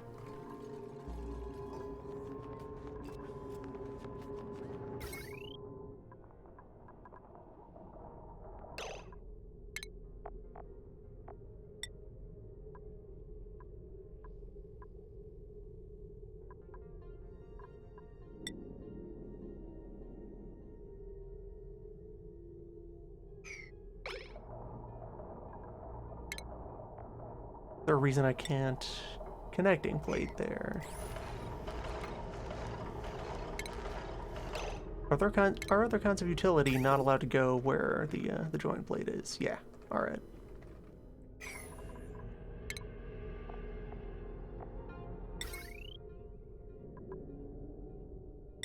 That's fine. I can just run the cable directly.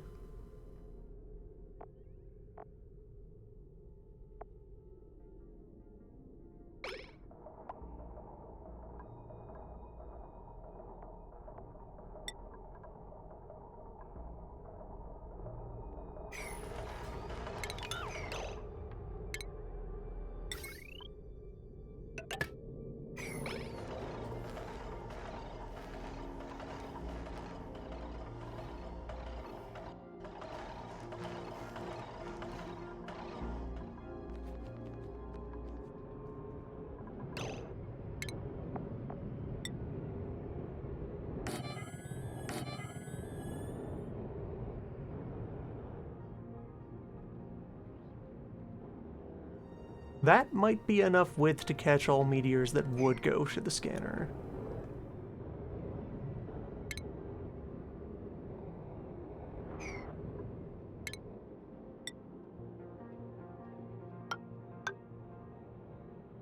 We'll see.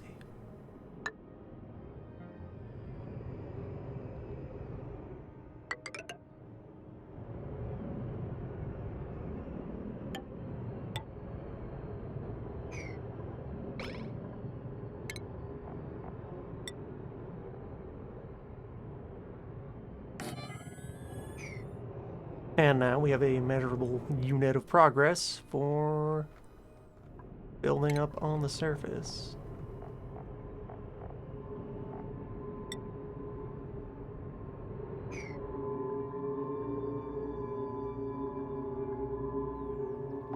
Every ton of steel, roughly, turns into another solar panel.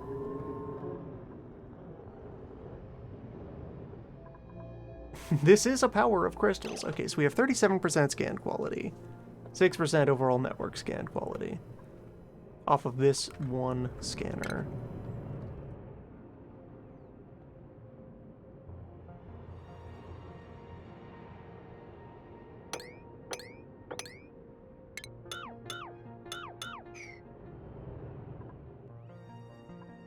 And I would need to go and look up the numbers real quick.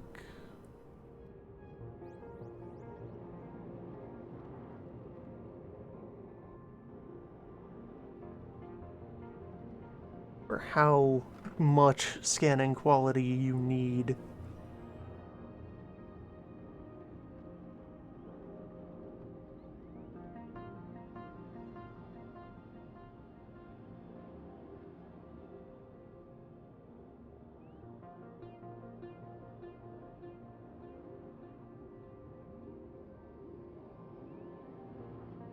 Each scanner gives up to 17% quality for the overall network.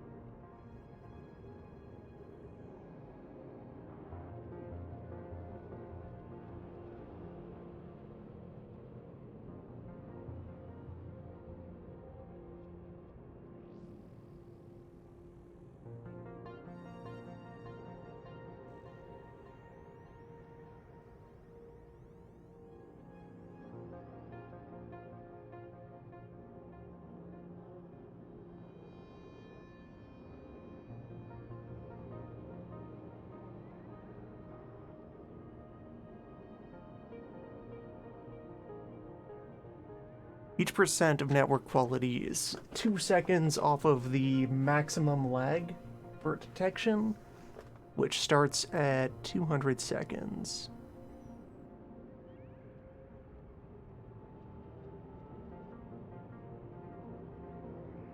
So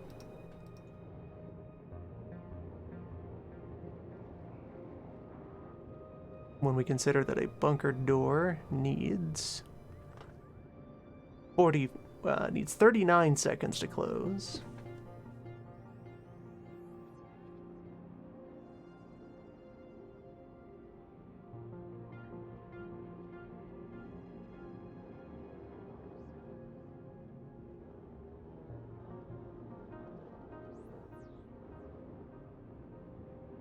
It would take like 80% network quality to be completely certain that it would always catch the rocks every time. Catch all of the rocks all of the time. Who? Josh. Josh. Josh.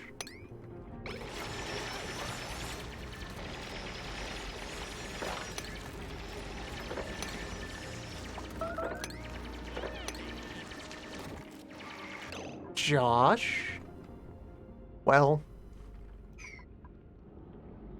Josh.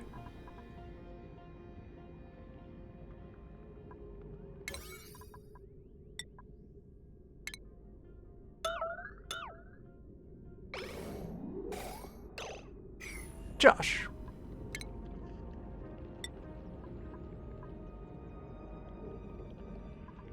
It's fine. It's Josh. Never in doubt, Josh.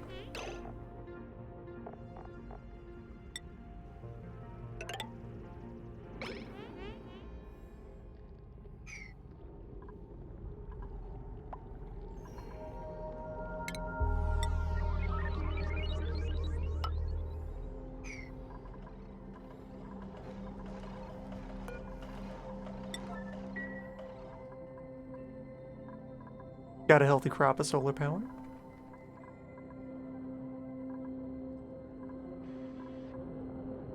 Each day, a hefty harvest.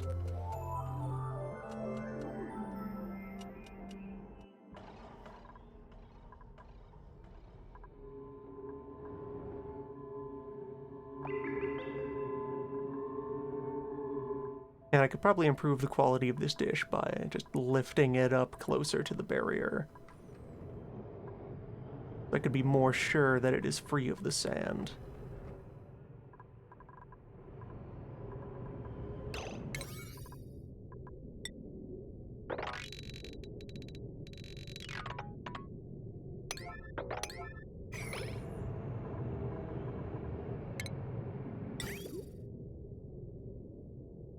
This also conveniently means that my existing coolant pipe goes into all of the doors that I'm planning to install.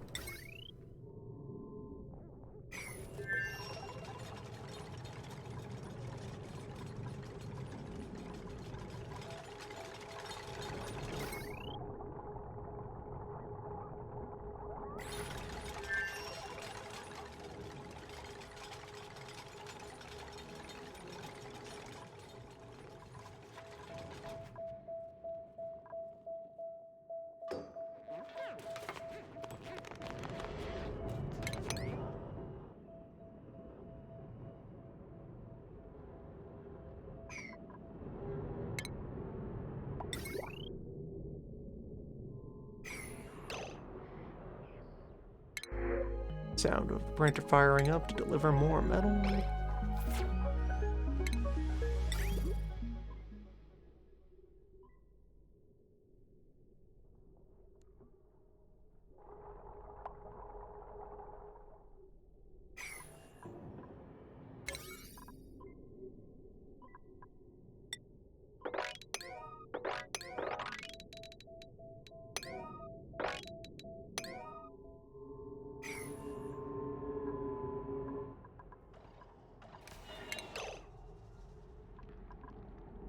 And okay, so let's celebrate the arrival of the new power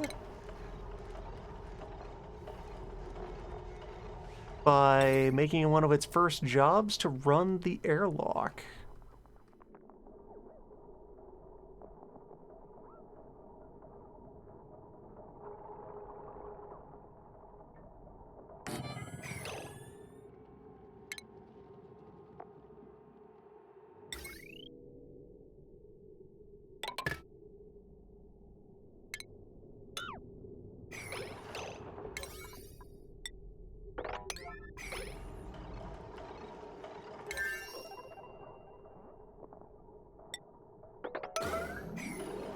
With extreme priority, because that's what we need in order to continue to operate in space.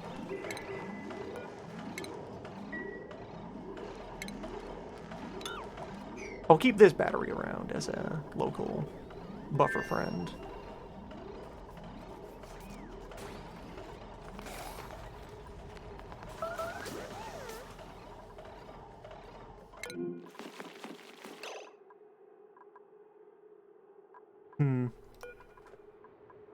Are these hatches willing to eat anything that comes from space? Not really.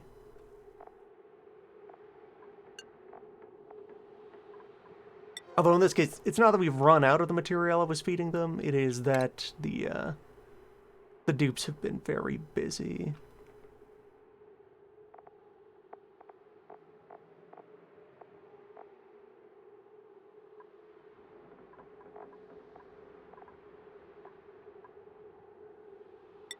Could feed them meat. I could feed them meal-wise. Stop pickling the meal. And instead use that as livestock food. Although I think that would start to provoke a switch to the biohatches. To the fluffy ones. I could feed them clay. Though, similar peril there.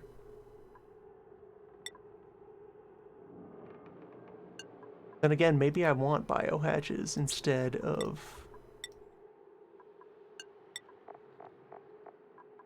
rock.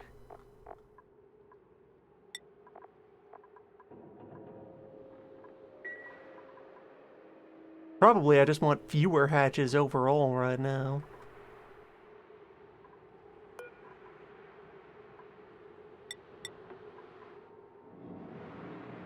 can just cull one of the herds.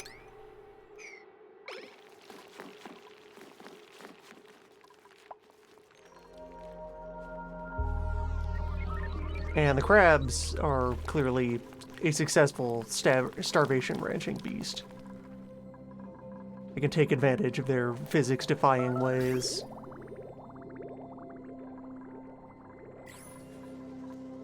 Water situation's looking good and healthy.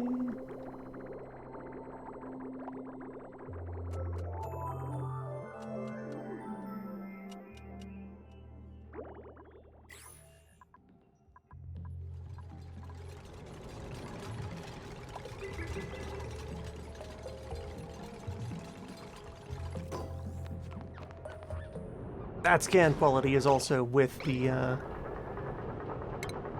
with that door shut and in the way at the moment. Yeah, someone needs to finish installing those wires.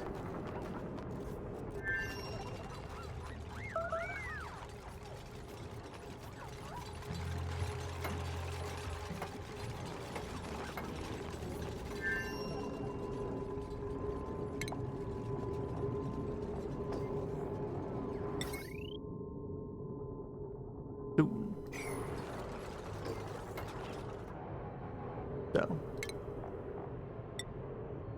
Now, actually, there we go, there's material for another door. It'll take a lot of labor to get all of these parts installed.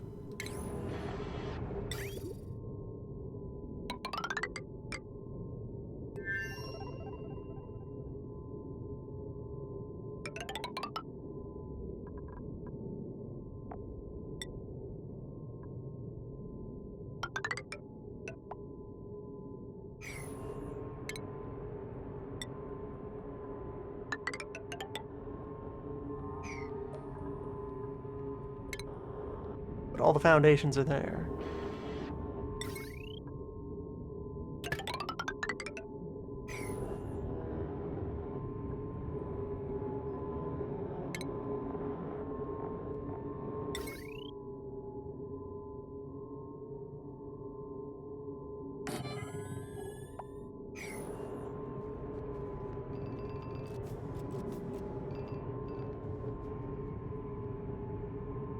Over the course of 5 panels, we will get that initial 2 kilowatt solar installation.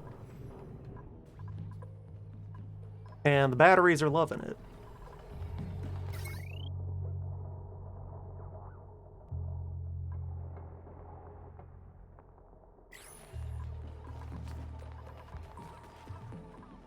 We have an active tube station.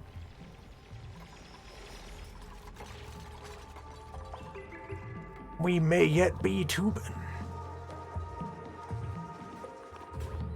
No refined copper to make this wire out of. In which case... Actually, why not just use the garbage wire? Yeah.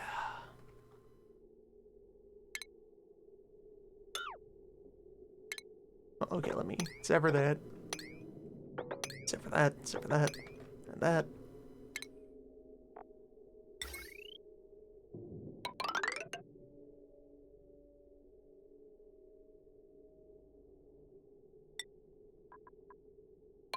The dream. Growing more real each passing moment.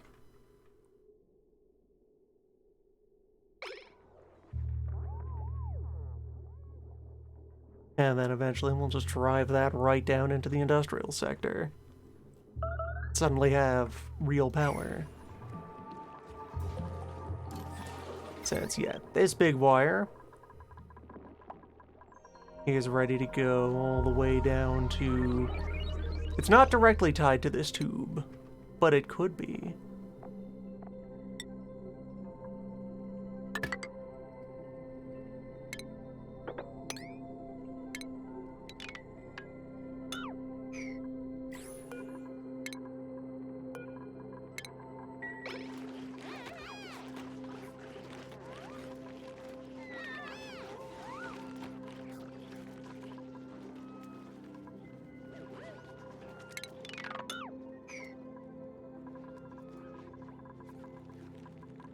And how is the volcano going?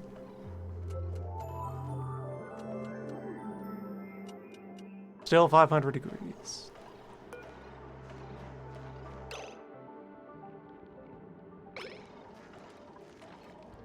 Which means that we're keeping pace with the volcano. So that's good.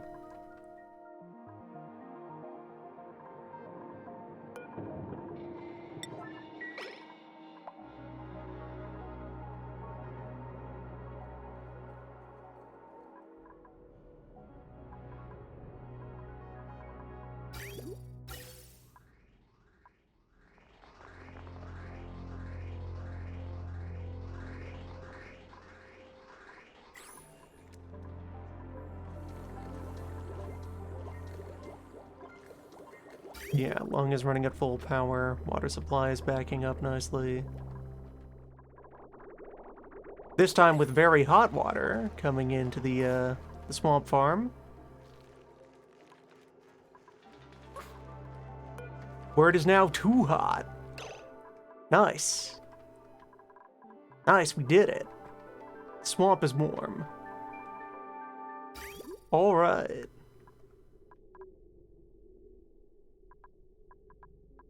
Good job, everyone. We got there. Sauna farm.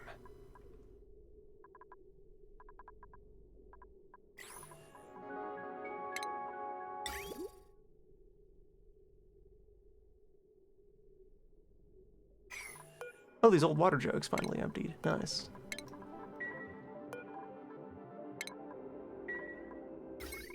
So, these shenanigans can finally be removed.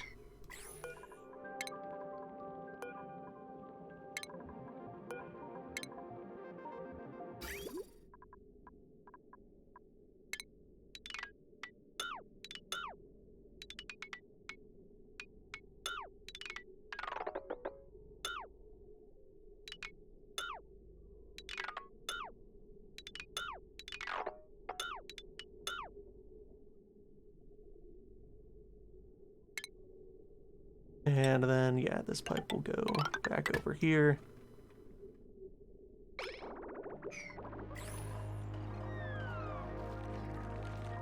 I will poke some holes in the insulation to get this back down to,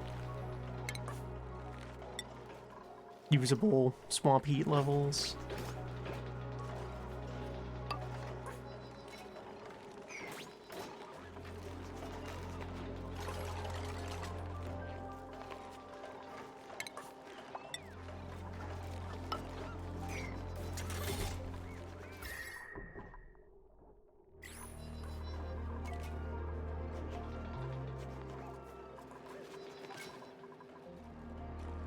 We don't need large amounts of reed fiber for anything, so it remains a low priority deal.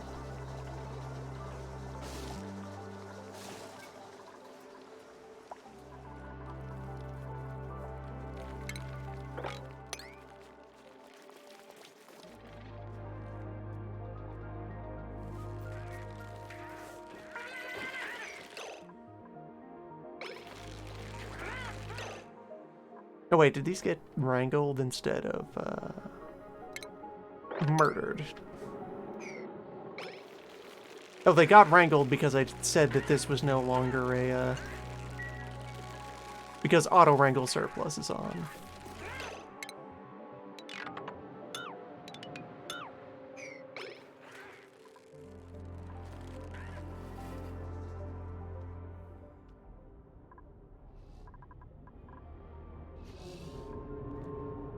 These are dangerous and powerful days in the fridge. We have gained knowledge of the sun. Oh, hello. Hello. Hello, problem. Let's fix this real quick.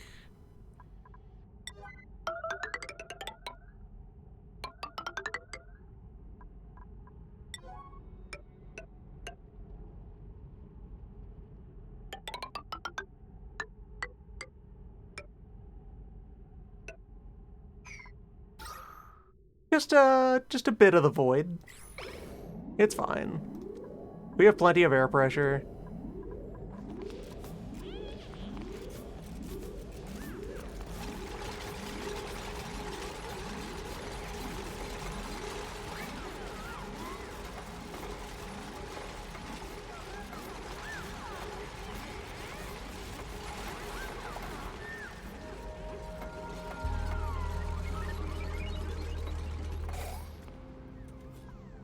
There. Yeah, because it's only the completely in the void tiles that count as vacuum. These in-between ones, those are indoors. They will not delete gas.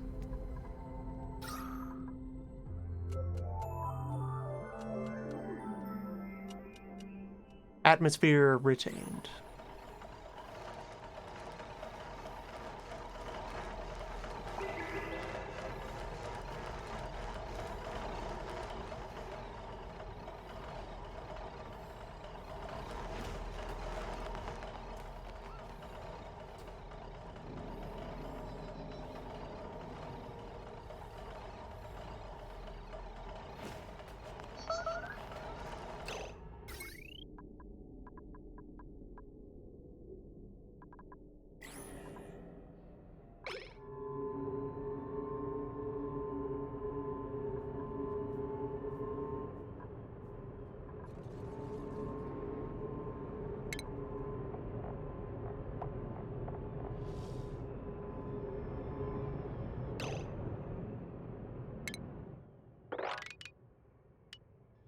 $14 more tiles past the end of this.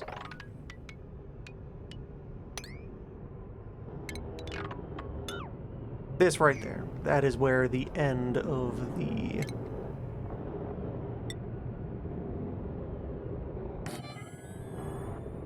block will be. So one more bunker door in order to cover that.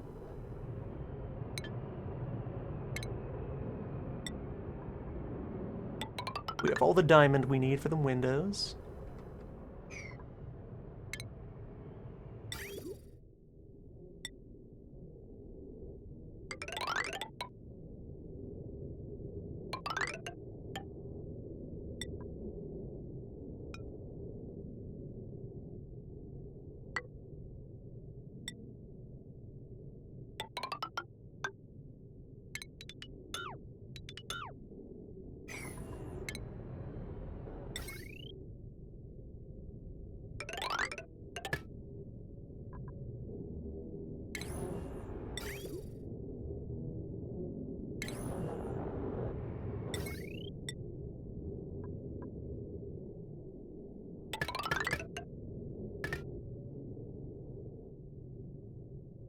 And the power tile for a bunker is on the 3rd, so that's also the correct position.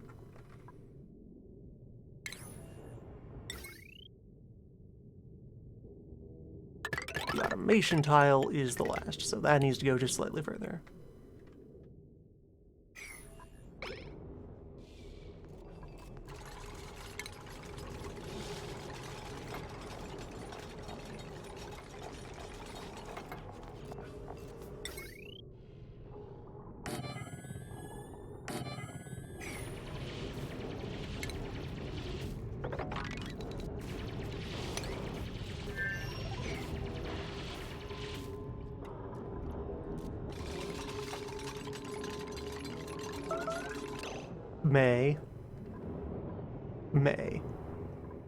May.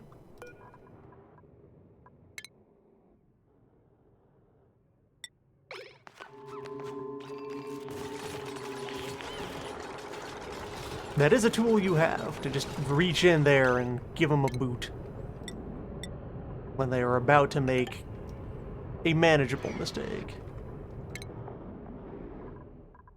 Just like a first order oops.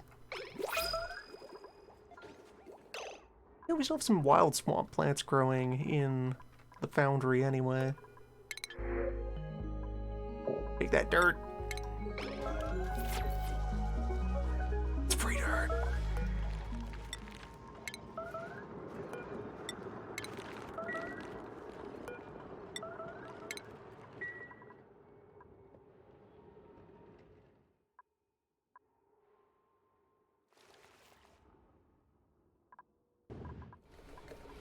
Yeah, of all the plates I have spinning, the priority definitely goes to main power.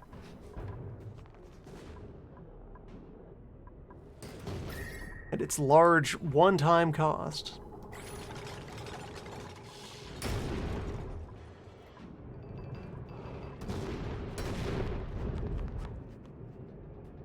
Looking nice and weatherproof.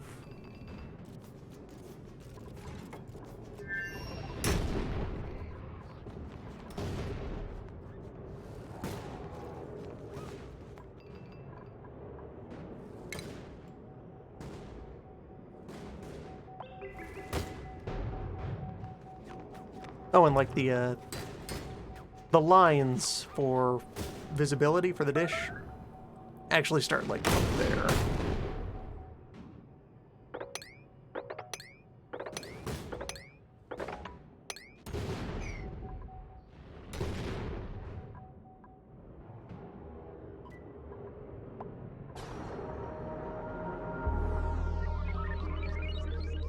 Battery backup more than large enough to actuate all the doors.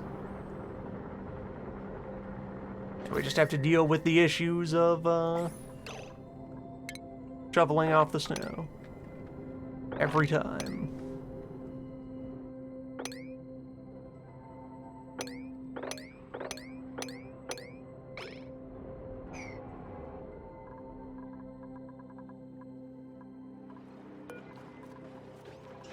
We have adequate resistance to rocks from space.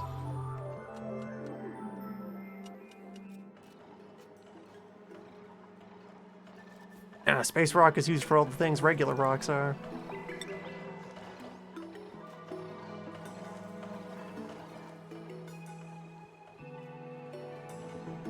And steel is all I'm running the metal refinery for right this minute. That's good.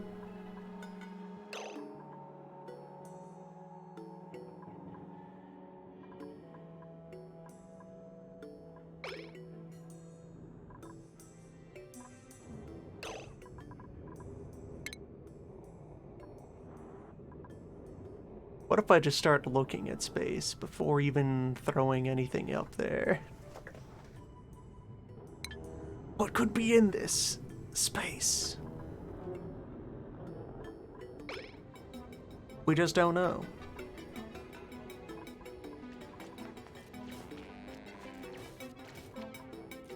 For the most part, what space rock does is be incredibly hot. Okay, 16% scan quality, 11% to the network. That's pretty good reception. Like, one more of those would probably give me most of what I need.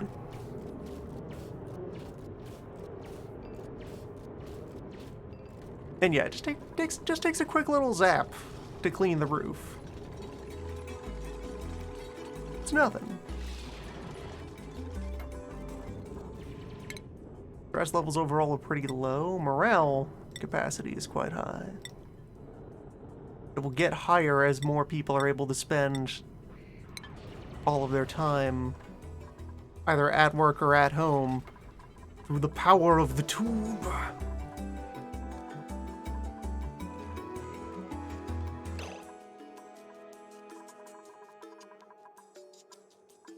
Yeah, okay, so big wire. This is the current hot wire that leads directly to the sun, well, indirectly to the sun via the valve. I've isolated both of those. Now I have isolated that.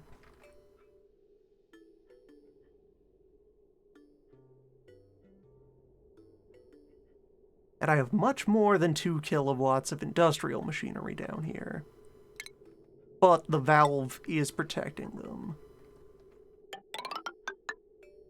So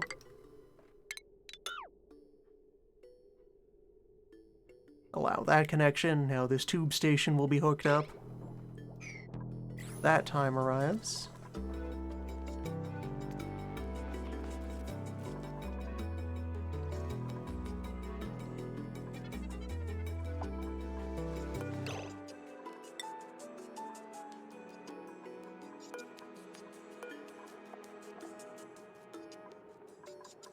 coral bug?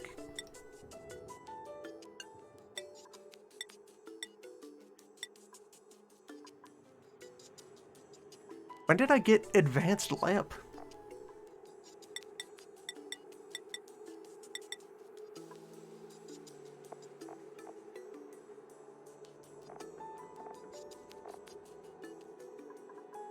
Mysterious.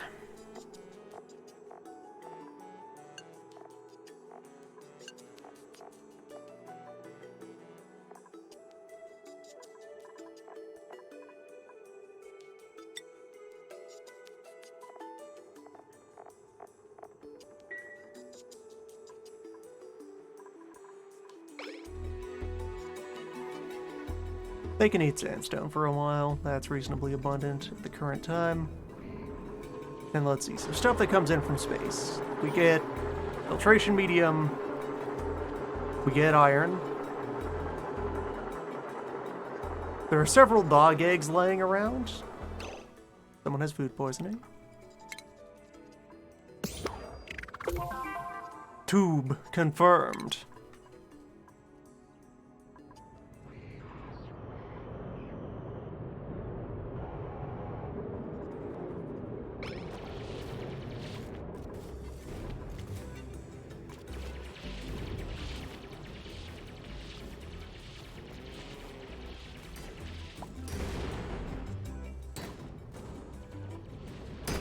Stay safe, Hassan.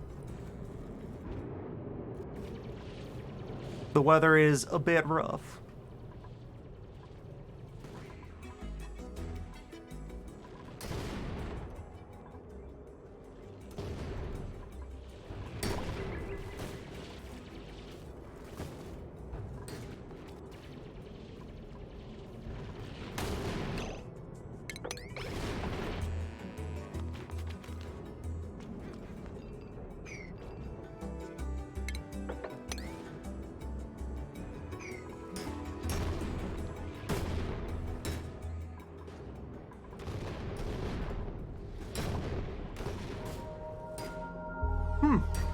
The glass withstood those direct hits just fine. Wild.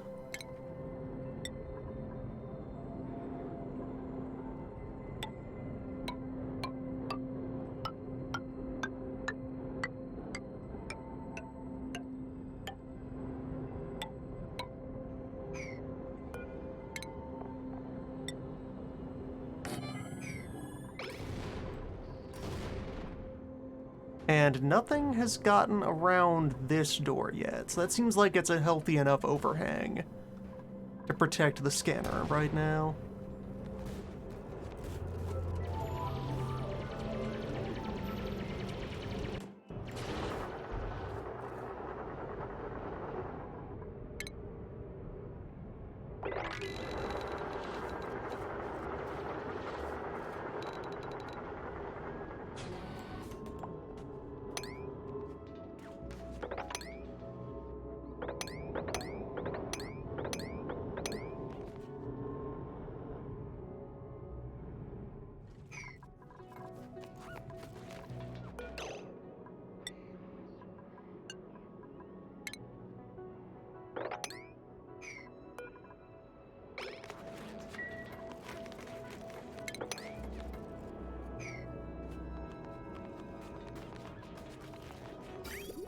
Ah, the oil has arrived.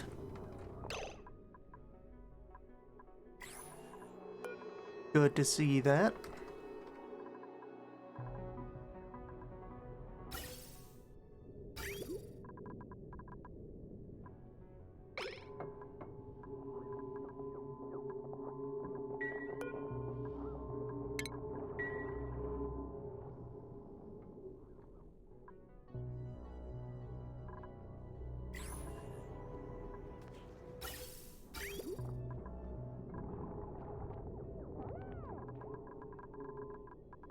It will be able to collect a lot of heat out of the doors and then hopefully deliver that heat comfortably back into the depths of the asteroid for processing.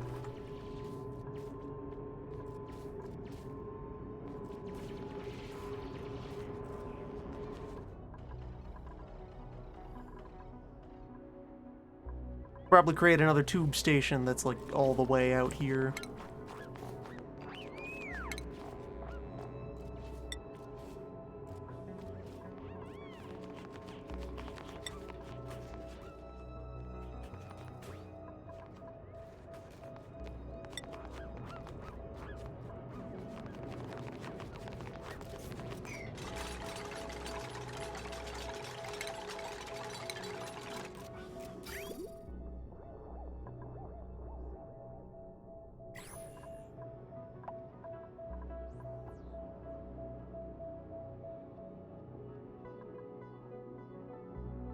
Well, I would want people to get into Atmo suits and then get into the tube while wearing the Atmo suits.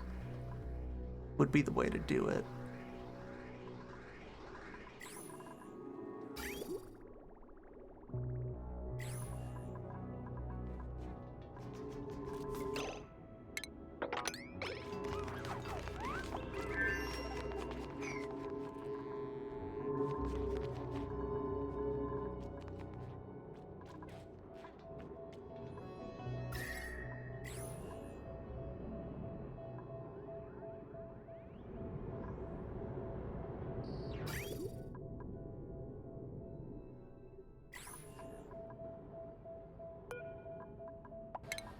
I'm gonna remove this telescope for now.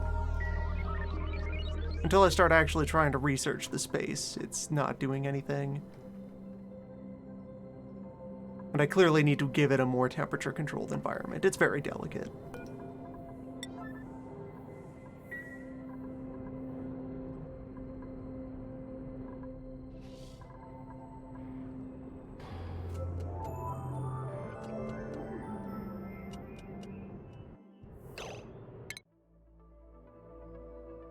This menu exists now.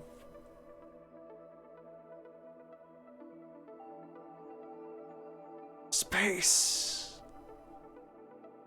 Someday we will go there and observe.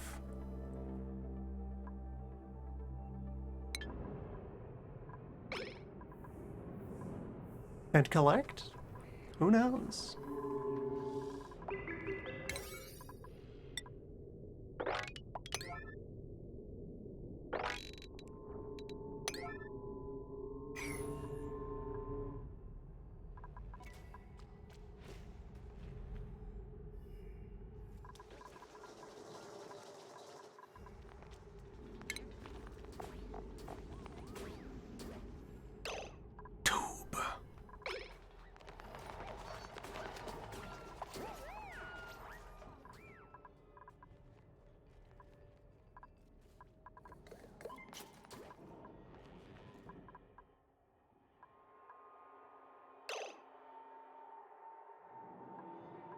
That great and unmistakable call to adventure. The tube.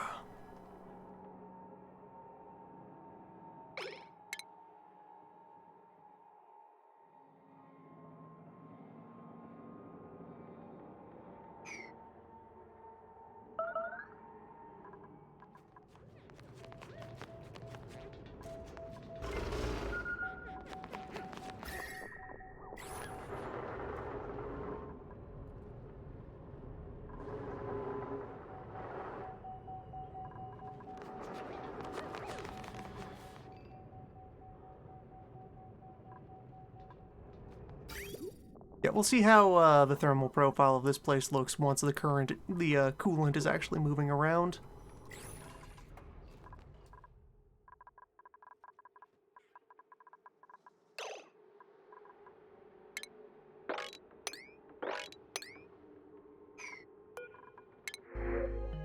The current of the coolant.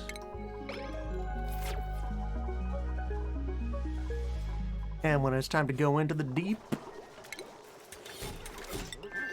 we can just extend the tube. And engage in whatever shenanigans we will use to dodge that natural gas vent. When did you get here? Mystery tile.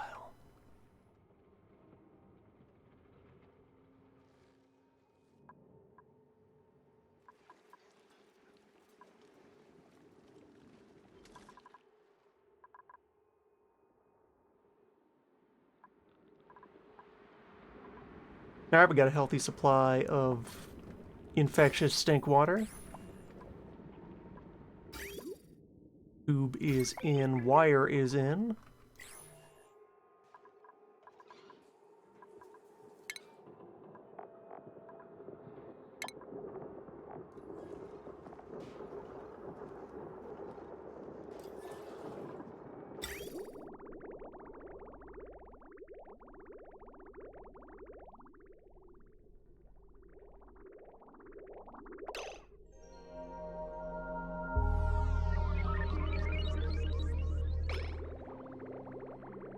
And water from this bathroom is currently...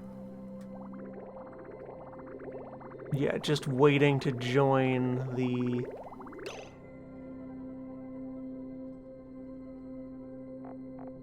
pool here.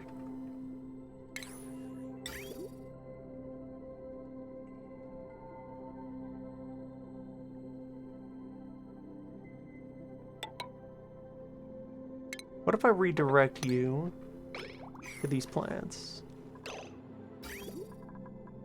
And we have this pipe bypass, so snip this, disassemble this whole deal.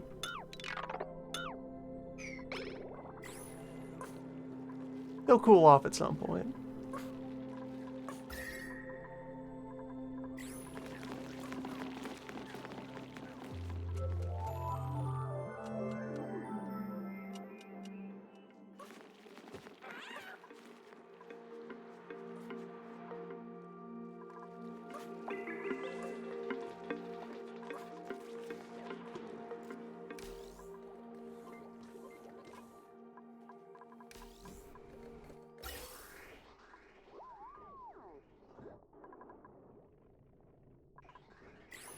Alright, we got our healthy oxygen backlog going.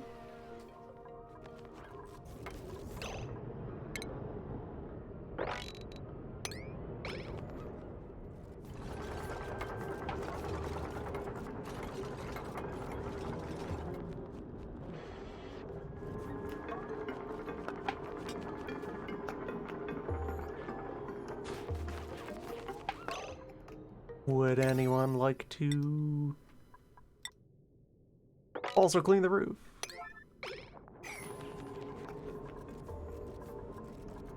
Shoveling the snow is high priority.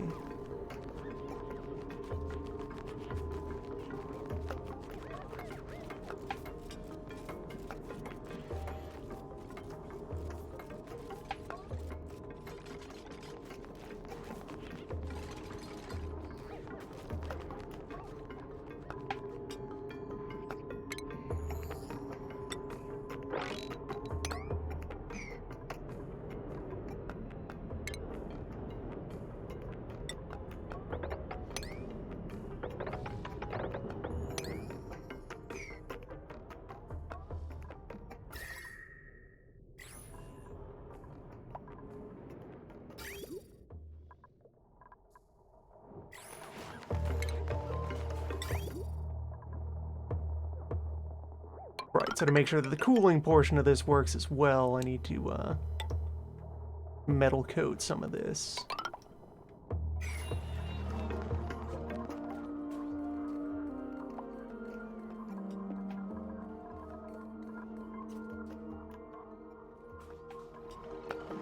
Make sure that we really and properly bring that space heat inside.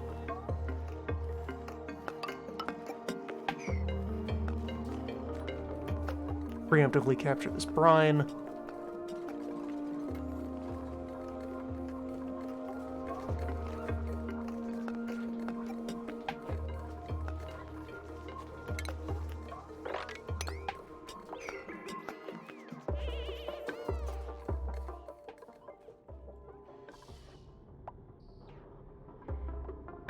Yeah, I feel like even the manual inconvenience of ordering people to sweep the roof is going to be preferable to the engineering inconvenience of installing many layers of robo-miners and powering and cooling those robo-miners.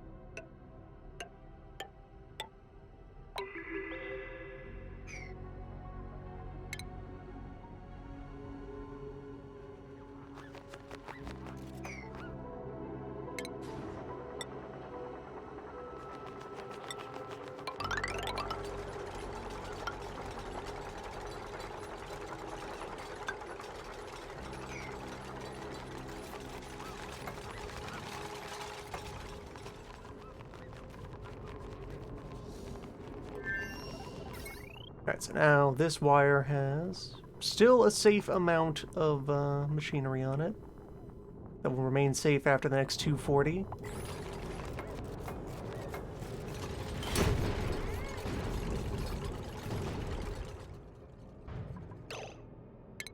Okay, if the first meteor of the shower that falls is a direct hit to the sensor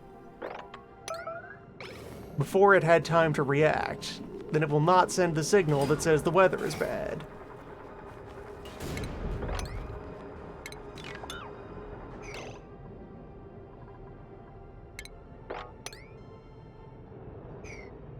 Rowan? Hey, Rowan? Hey, Rowan? Rowan?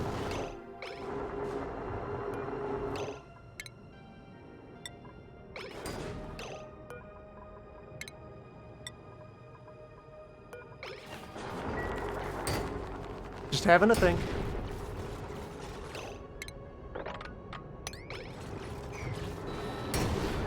Okay, just finish installing this blast shield real quick. There we go. Josh.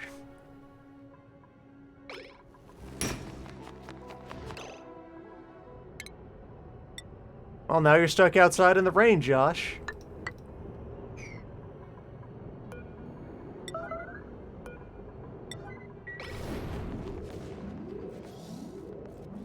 Wonder how that happened.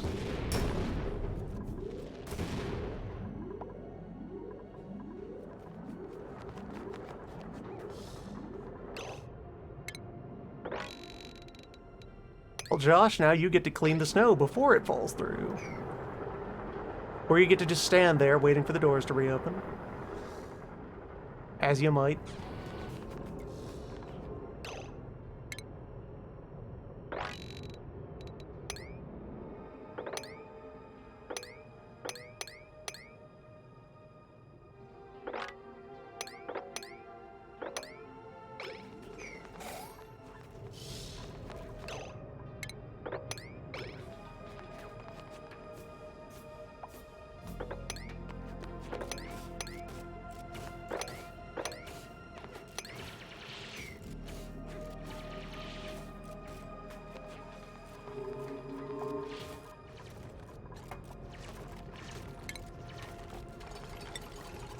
Okay.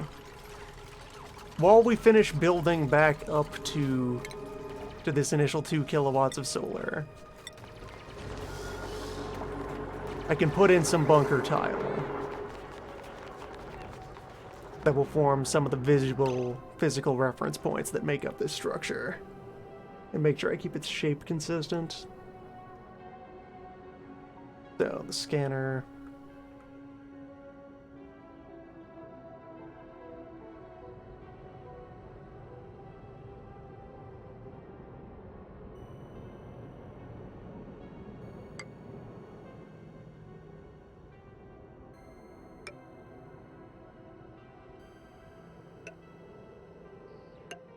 This diagonal here. And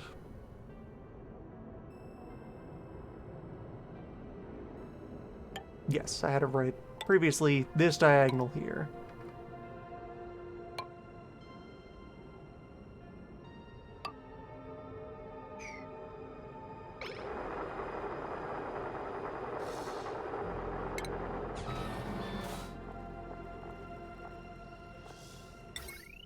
I could almost sneak another solar panel in. Yeah, like if I just lower it down to here, abouts. Yeah. It fits into the shadow.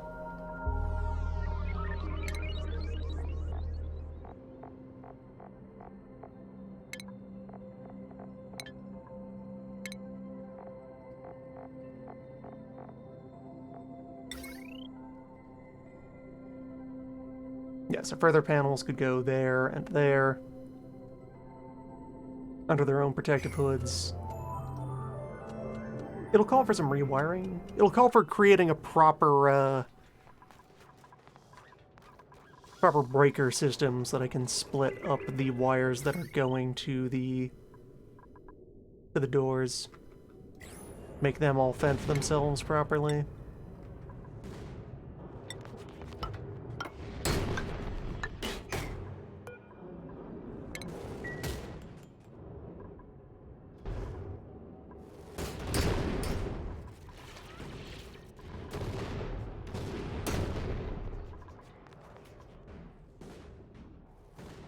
And then, somewhere around, yeah, approximately the top of the Gravitas building, I will put in a second scanner.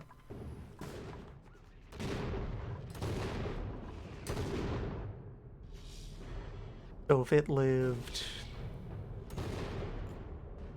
at this level,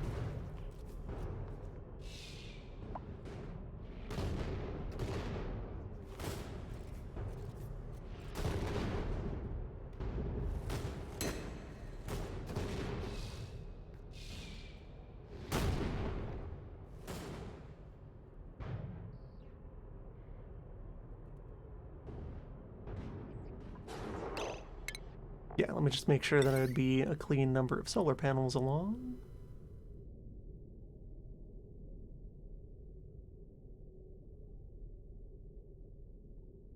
Yeah, that wouldn't really disrupt the pattern all that much.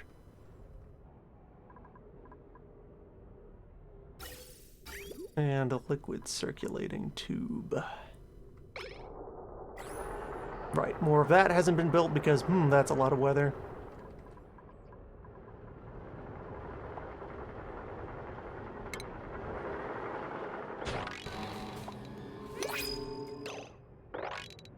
When it rains.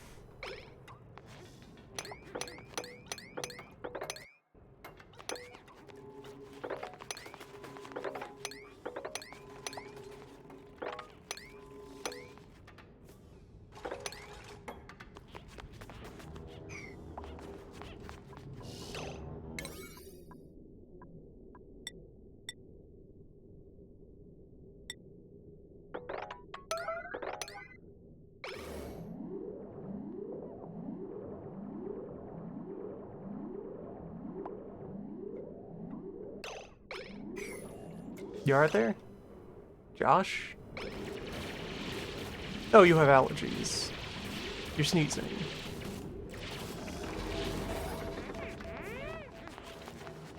Why'd you fill your spacesuit with pollen? That just seems unwise. Alright, so I need some of my suit havers to more prioritize digging.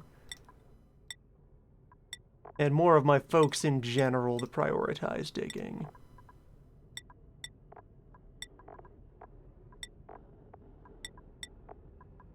We're doing less underground exploration right now, so this makes sense. Digging won't be distracting anyone from very important work.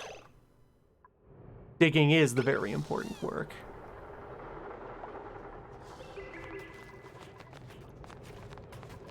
Dig. Use shovel on dirt. Come on.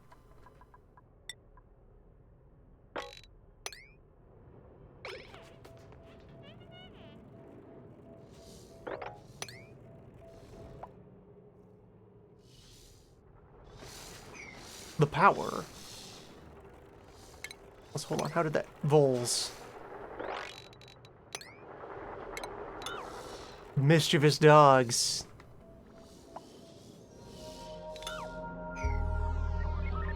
Tampering with the lights. All these eggs are hatching. That's the problem.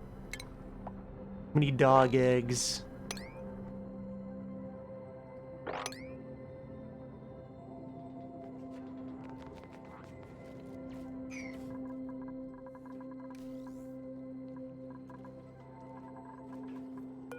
Any dog egg that we can locate should be eaten.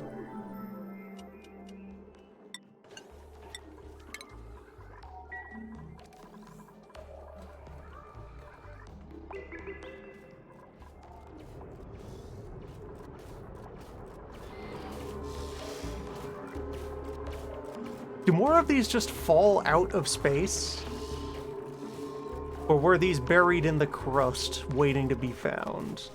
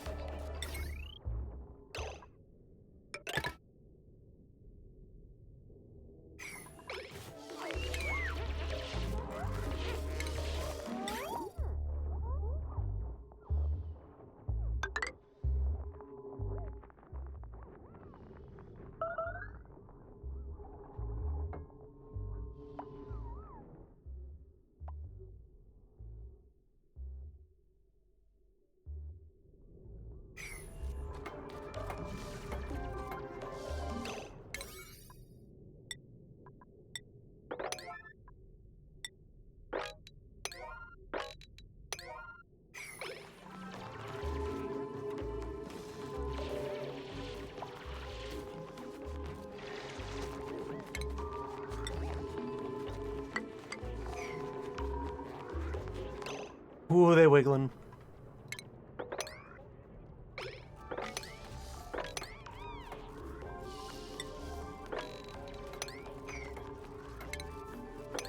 They're just so happy to be here.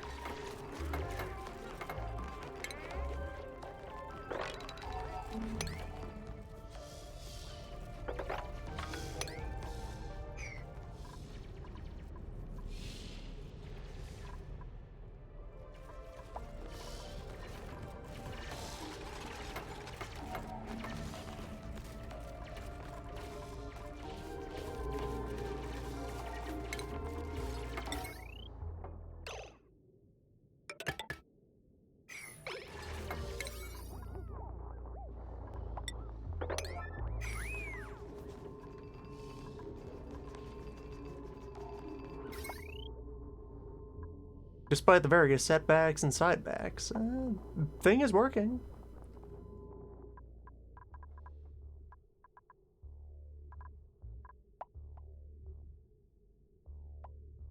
Yeah, this is occasionally very briefly flashing into overload status. This old wire bridge is a weak point that needs to be cut out.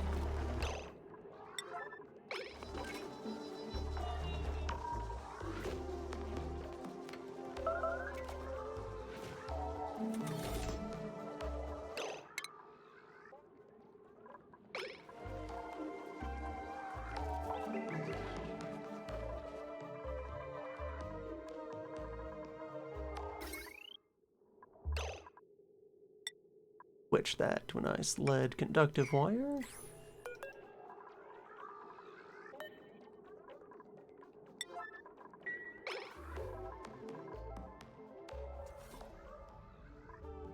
Tube.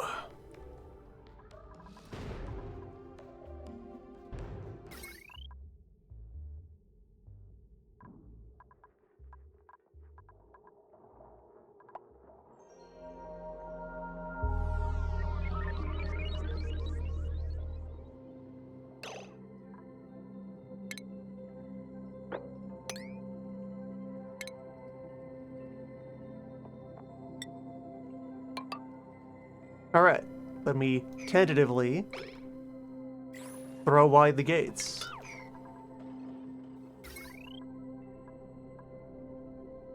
Potential load of 5 kilowatts direct from the sun.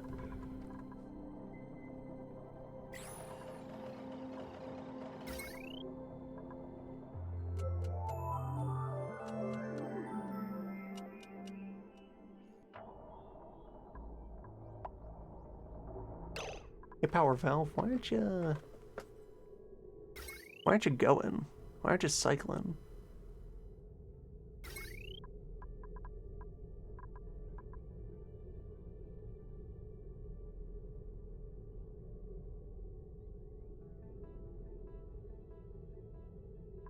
Charge right battery and discharge left battery.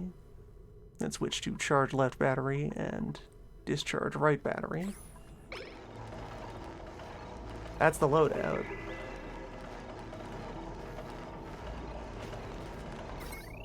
And this is connected right now.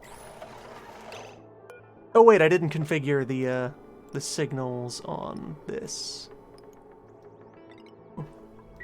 Let me go grab whatever settings I was using on this lad. Yeah, 80 and 20. There we go. That was what was missing. Smart batteries need to be programmed. They don't automatically know how to do the thing. There. And meanwhile, this farm is overheating again. You hate to see it.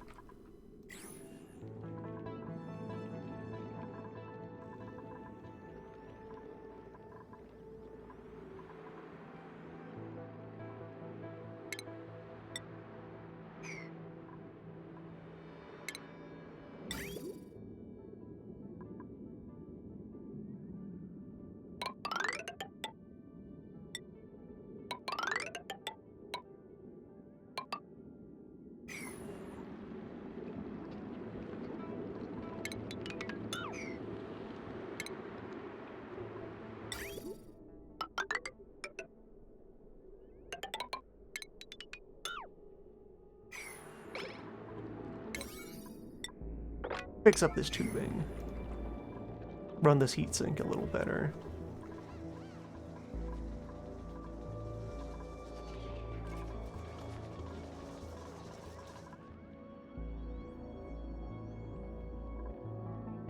With the advent of main power, I may start doing more decisive things to encolden the base.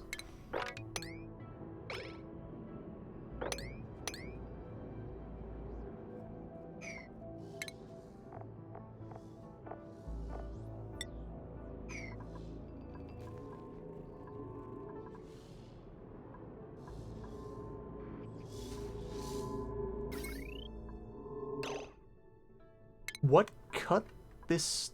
Why did it melt? Did things get hot enough to... Yes, they are getting hot enough to melt lead wire. Damn. I hate to see it. Guess we switched to gold.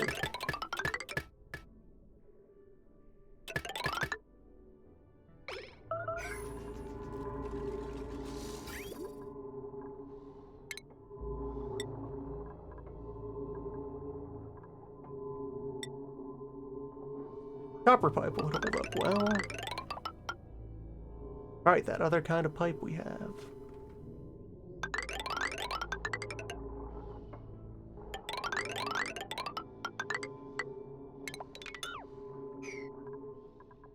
Well, okay, for now, I'm not going to resurface the existing sections of pipe.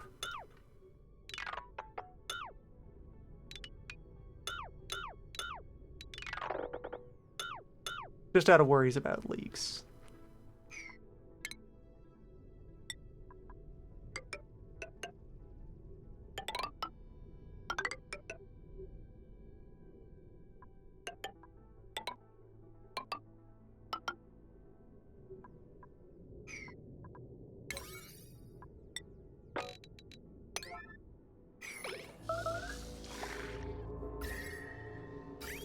The coolant would just start circulating. Temperatures would be allowed to drop.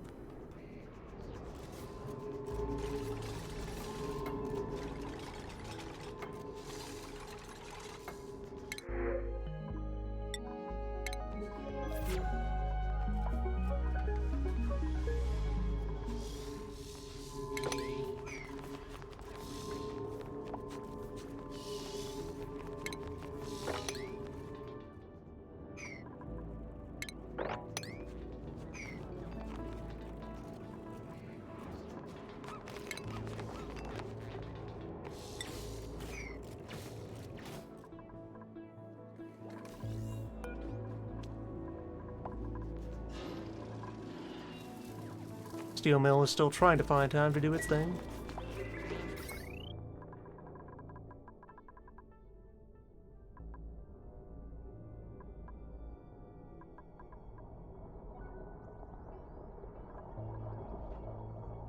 And the battery is now having a go at pumping that power inside.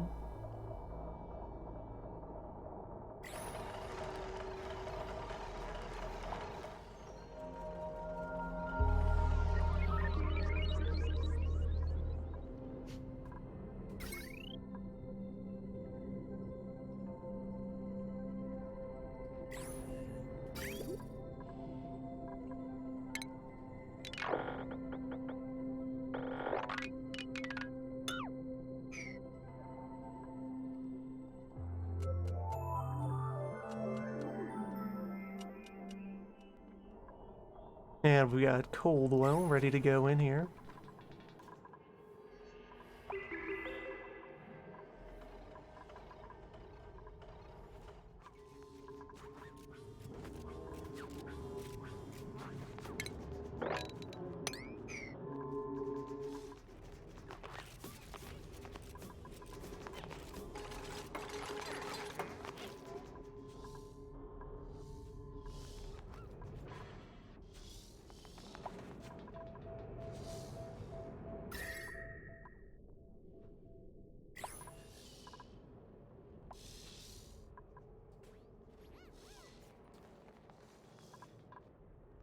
Now, there's enough space here. I could renew my interest in experiments and creating some kind of exogeothermal power chamber as a way to help deal with the heat buildup that comes from space rock.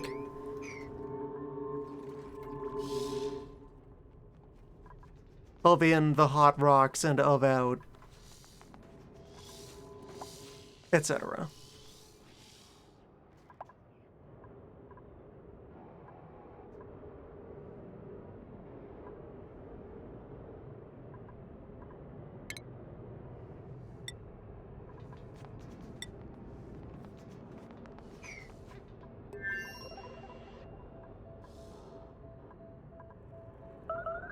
What do you mean unreachable dig? I've got ladders right there.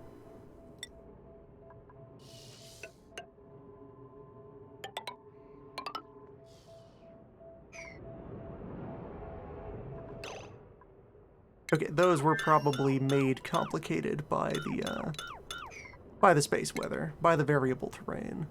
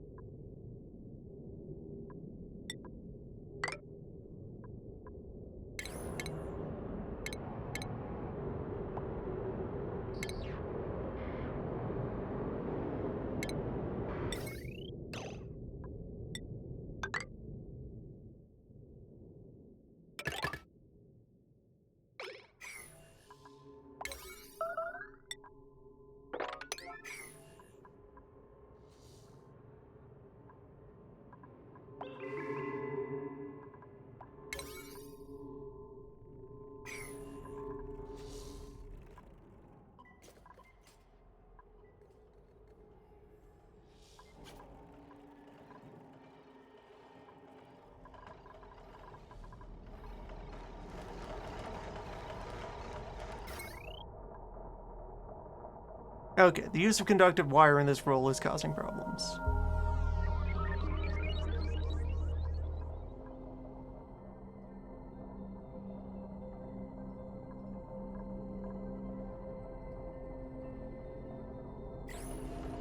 There's some slight damage occurring when I try to run this at full steam.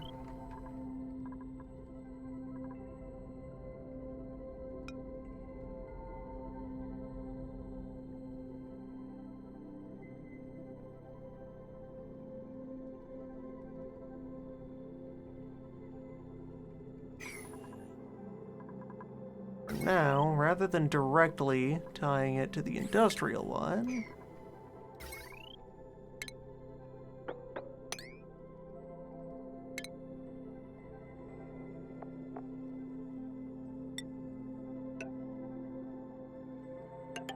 just do that.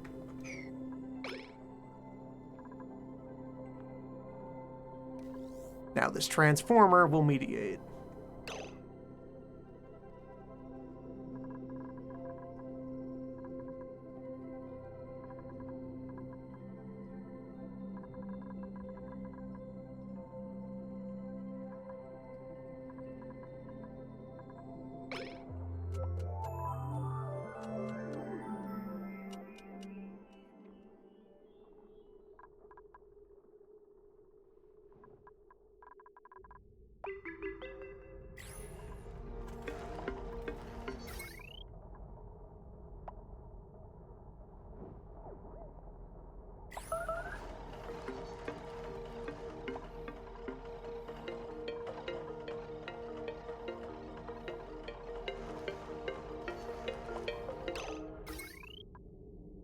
I'll need to design a heavy wire compatible version of the power valve here.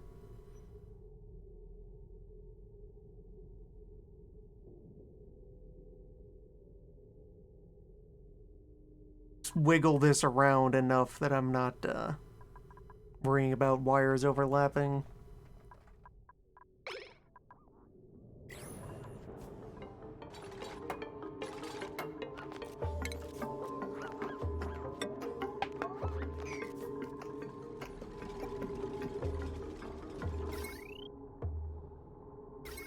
So power is now hooked up. His control wire that needs to be there so that these doors will open properly. Coolant still is not yet cycling.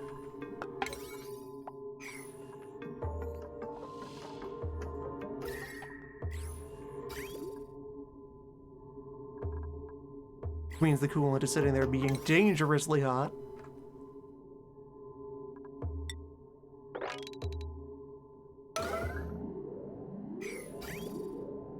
Lower pipe is all in place now. Return pipe is there and fine and ready.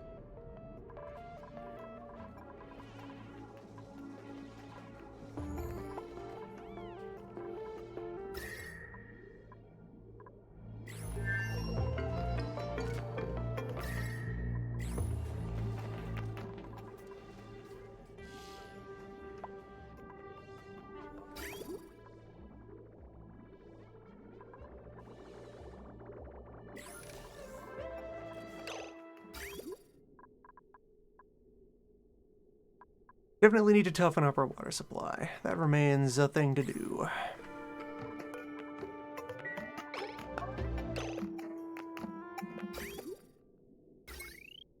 This wire actually reach that pump? Yes, it does.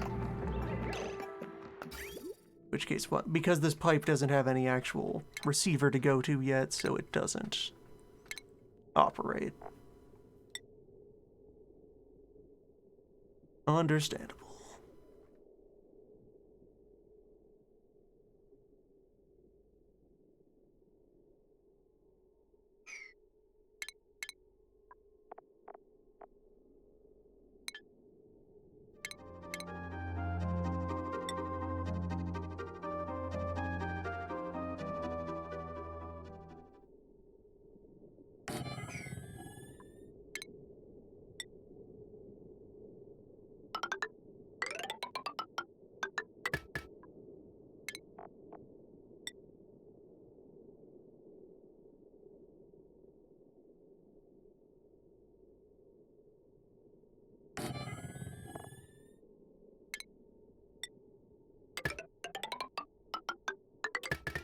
I set up some manner of disinfecting station.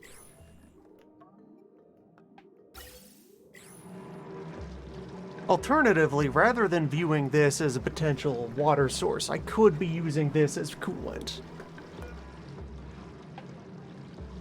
It arrives at a very reasonable, livable temperature. If I just piped this through the base and then threw it into the abyss, that would do a lot for our heat management.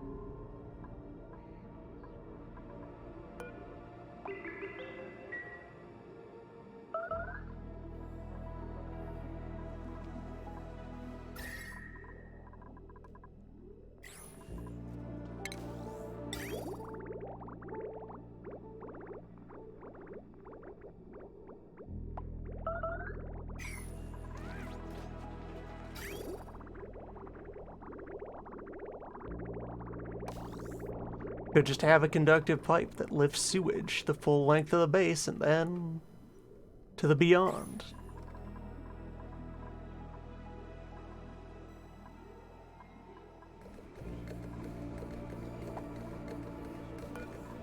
Atmosphere composition is cleaned up nicely.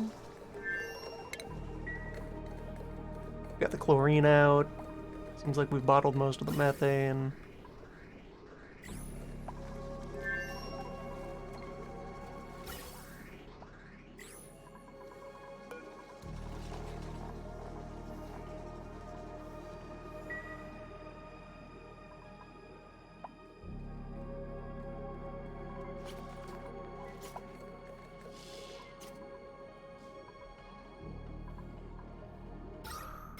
Power valve is operating now, if somewhat self-destructively.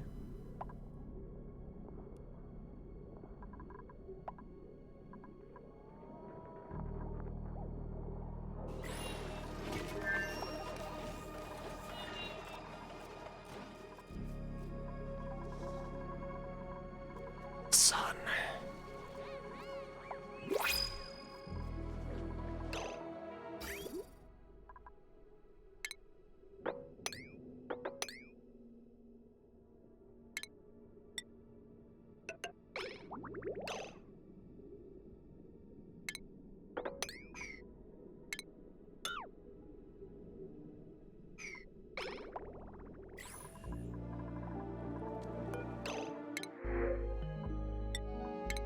So we are straining the limits of our water supply.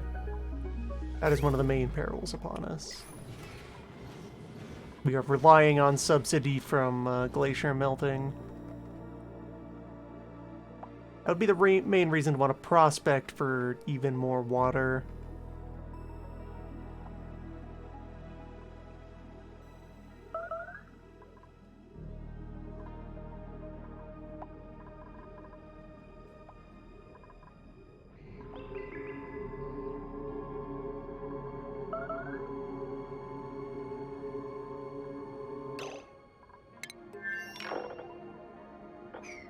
Alright, is anyone actually attending these jobs?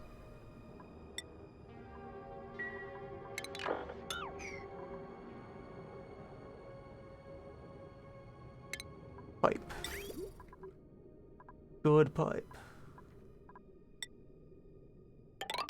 Make it out of iron if you have to. You can find that on the surface.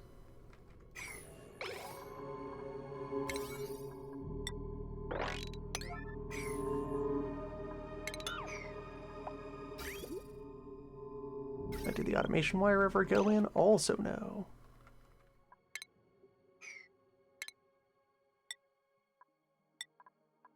Or this might be a fresh point of failure.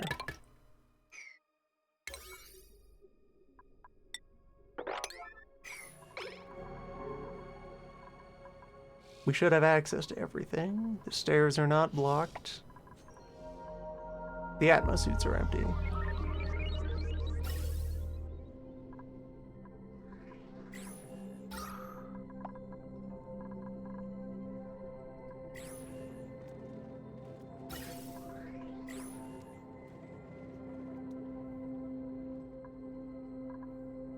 Not enough of our oxygen is going to the suits.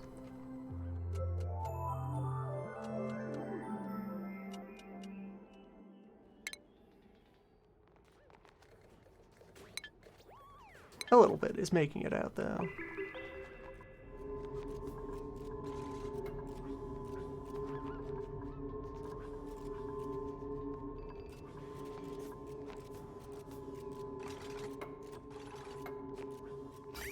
As long as it's enough to finish the pipe.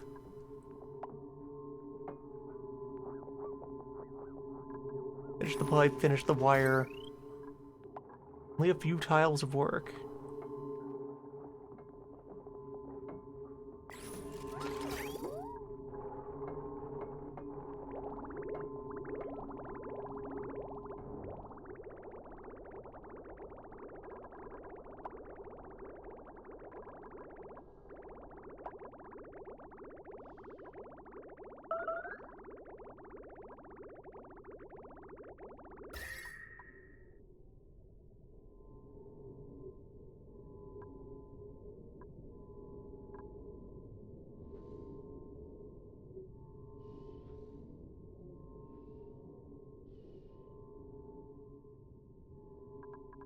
Although part of the trickery here is, so when a door is open, it just doesn't exist in the physical space at all. There are antics you can do by chaining multiple doors together in sequence in order to create, like, vacuum seals on things that are, you know, controllable. Perfect insulators and so forth.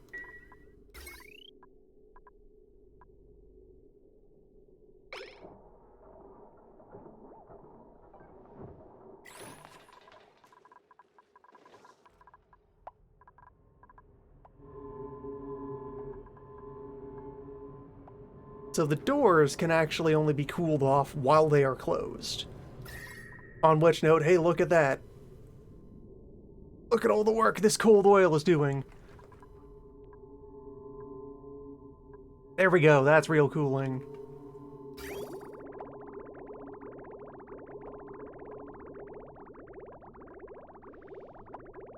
And the stuff that came out of here at 200 degrees is coming back at like 60. Good.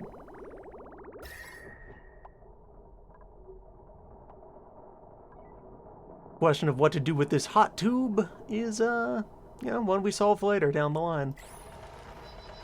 It's going to thaw out this tundra.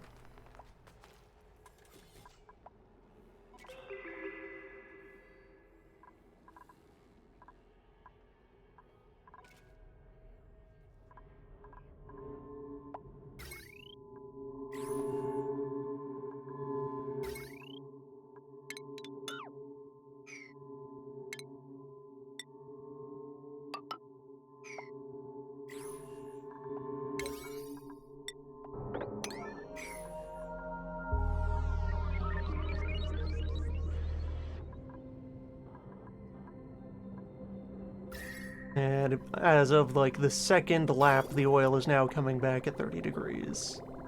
And heading out at 70. Good. Eventually, the longer we keep this running, the more it will be able to equalize.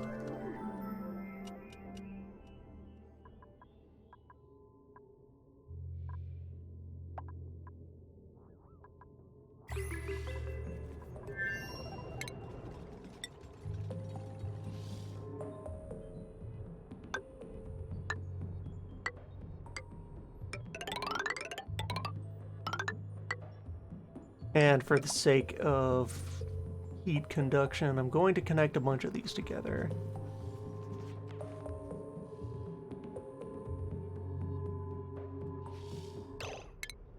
Or that can happen later.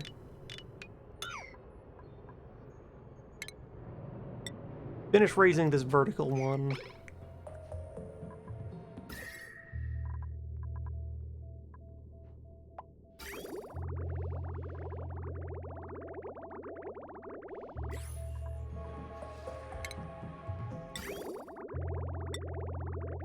And yeah, if I add a bit of radiant piping here and here, that'll be my cooling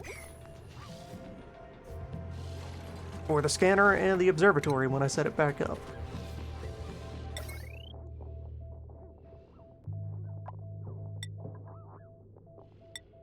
And I can spare some steel to make this basically unbreakable.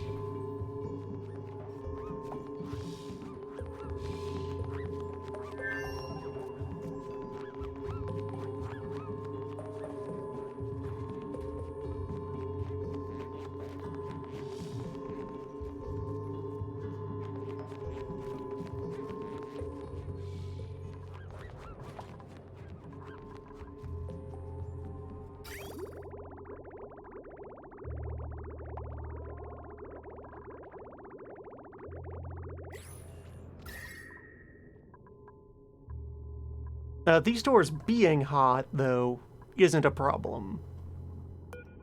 Because on their own, they have an overheat temperature of enough. All this means is that they only get a chance to cool back down while they are shut, which, you know, means while we are under bombardment.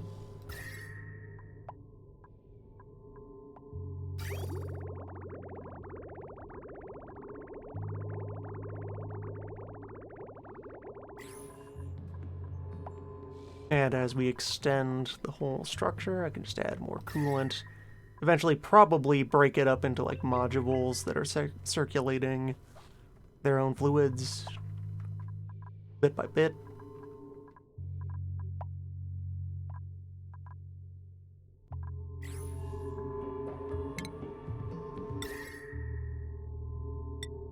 More drywall up.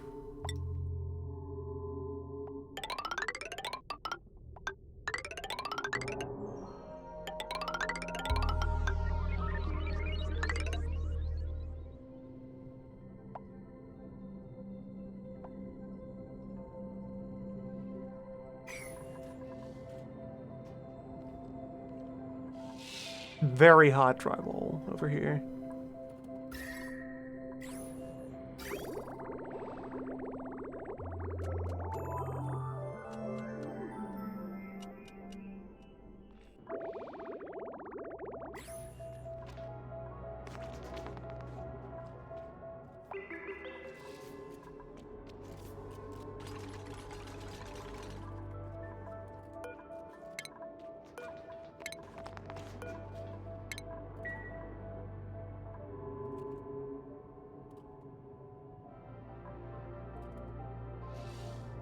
And elements of this also get into quirks of exactly how heat transfer happens.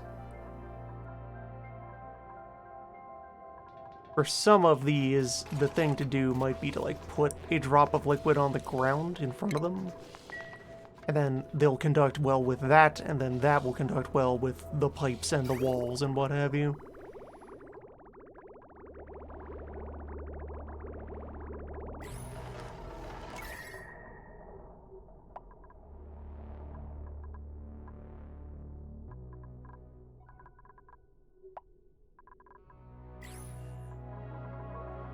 Farm is back online. There was no appreciable dip in calorie storage.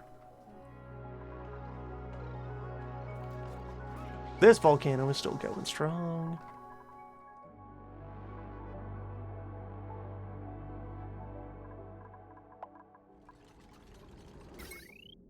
Someone would just finish installing this wire.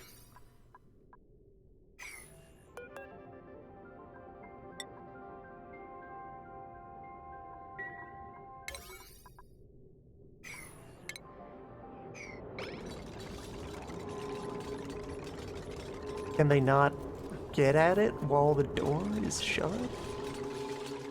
Well, no, that wouldn't make sense because they were able to install the pipe just fine.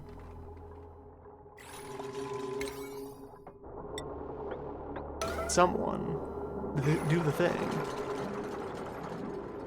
Like, okay, now we're gonna get weather. We're going to get a chance for the oil to do its work on all of these doors.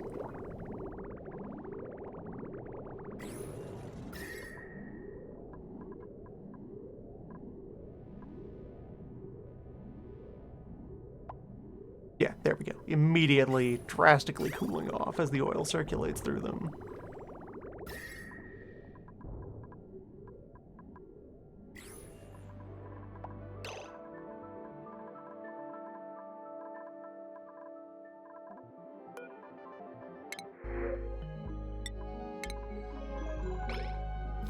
I'll take this salt.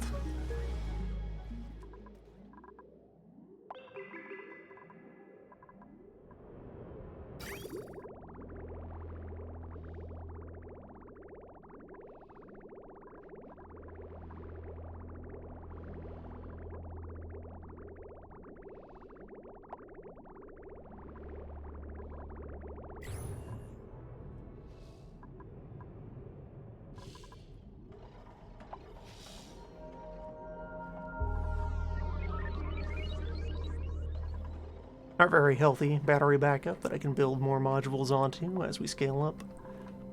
Either immediately here, or, well, for one, I can knock out that foot wheel and put a battery there.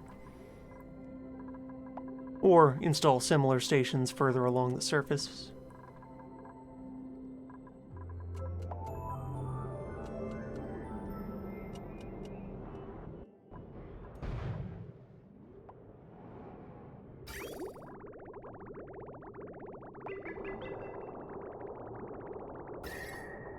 Yeah, just like that.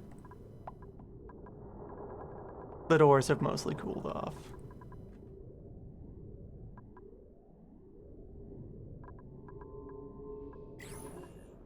The oil loop suffices as a medium for conduction.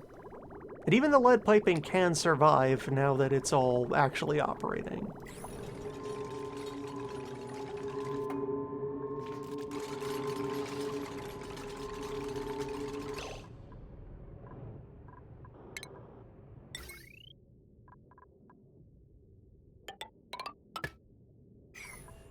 Just in case this is what's happening. How about I do this? That real? Will you recognize that? How about if I do it with locally available iron wire?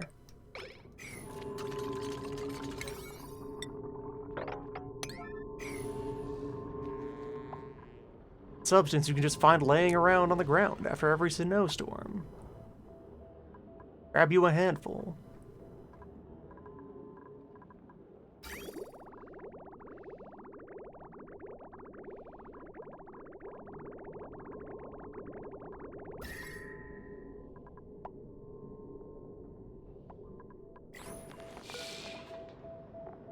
The scanner doesn't have an overheat temperature.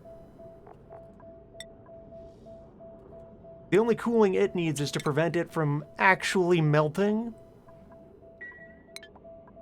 which will take quite a while.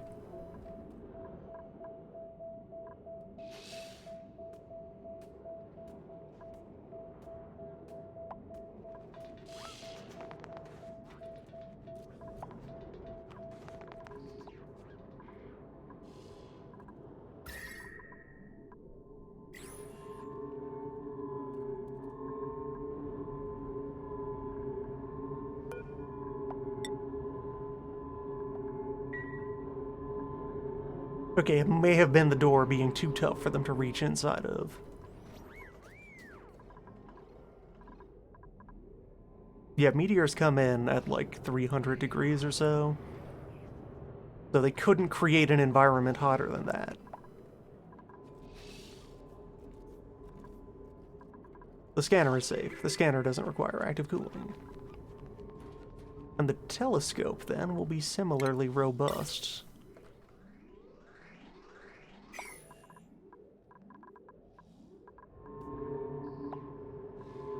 Yeah, the auto wire doesn't require skill.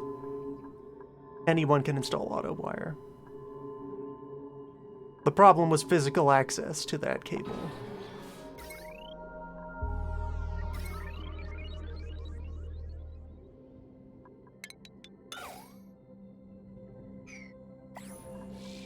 Shenanigans.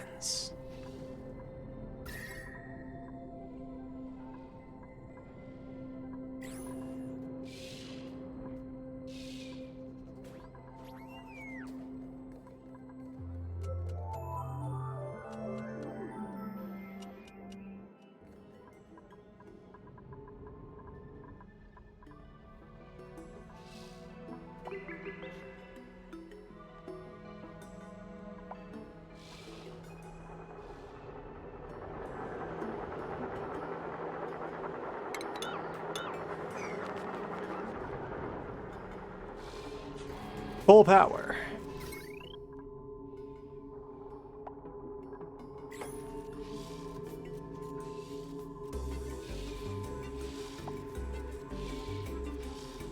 Where, yeah, so, light ramps up in intensity and then ramps back down in intensity. The full intensity of the sun is in excess of what your solar power panels are able to harness. So this layer of glass, well, layer of diamond, this layer of window actually absorbs some of the light that is passing through it. But for our purposes, doesn't matter. Yeah, you can see, like, over here, 76,000, in here, 69,000. Optimal. Very scientific.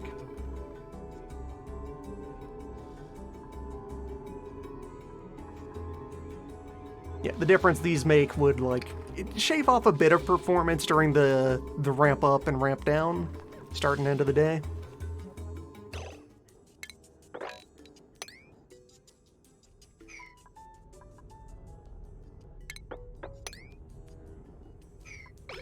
But in terms of peak output, same deal. We're getting our full 380 per array. Which for 5 of these is just shy of 2 kilowatts of main power every day for free. Free.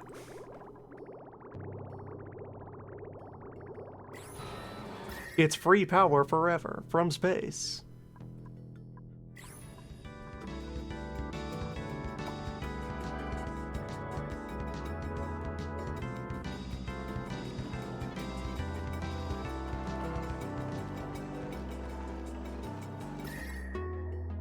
We're starting to warm the air up in here pretty well.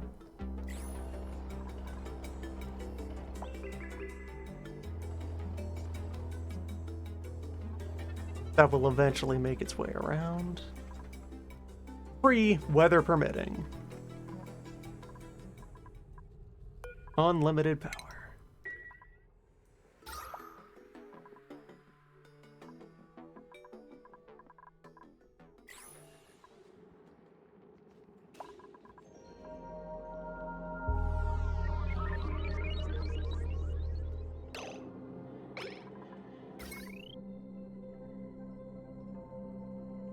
And with the right retooling, I can start taking advantage of it.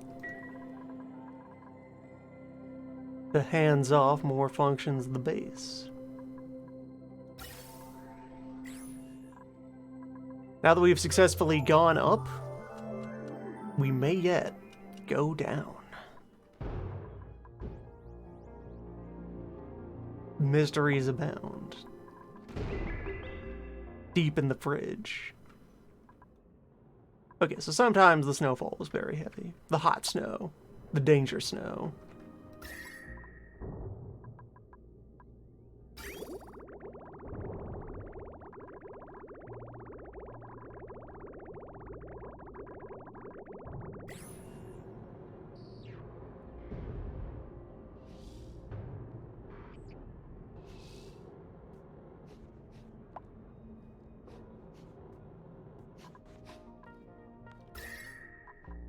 Yeah, it would be interesting to see if I could shovel all of this into a steam chamber in some way.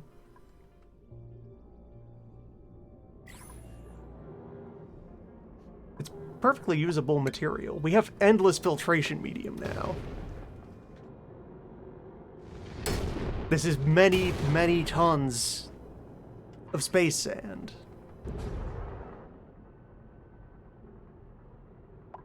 Also, there are going to be trace amounts of metal in it.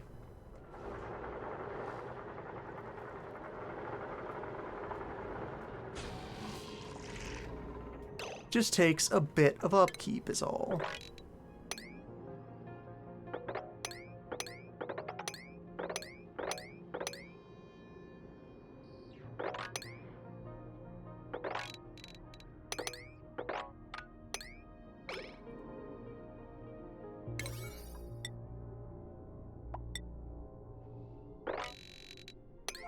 Some small caveats surrounding our free power forever.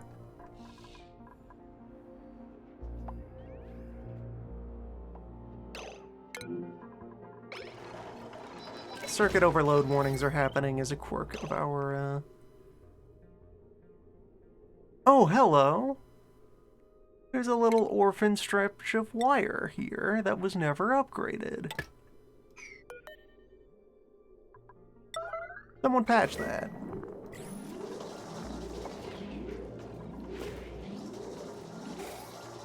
There.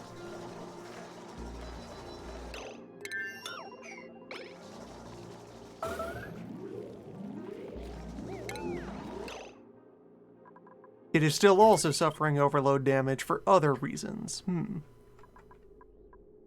That seems wrong.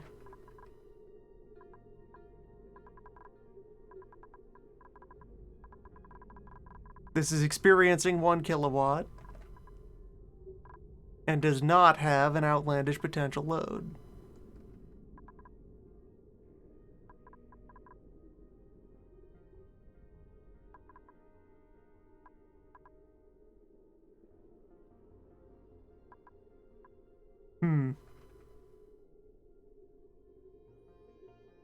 I guess 2 breakers is exactly too much for conductive wire.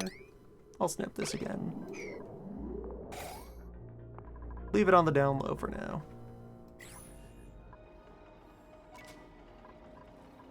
We will find other ways to power to harness the sun.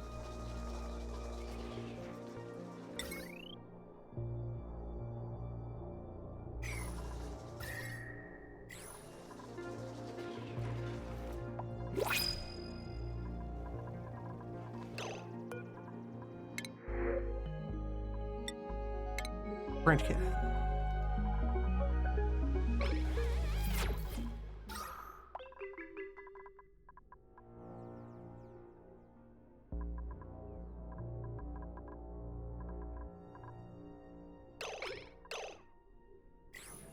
Okay, a remarkably successful project. I say as half of it is buried in scalding volcanic ash. Well, space ash.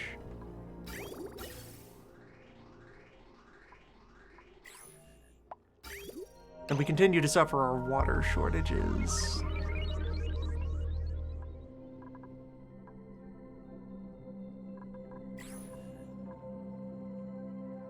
Definitely need to go prospecting for more water sources.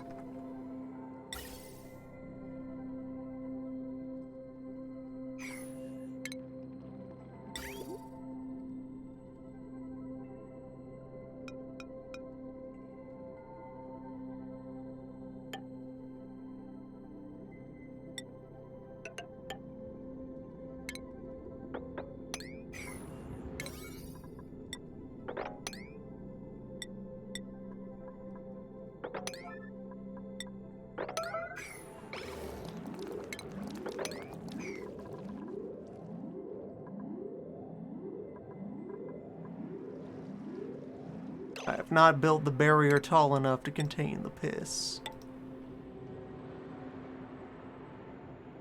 Need to fix that up.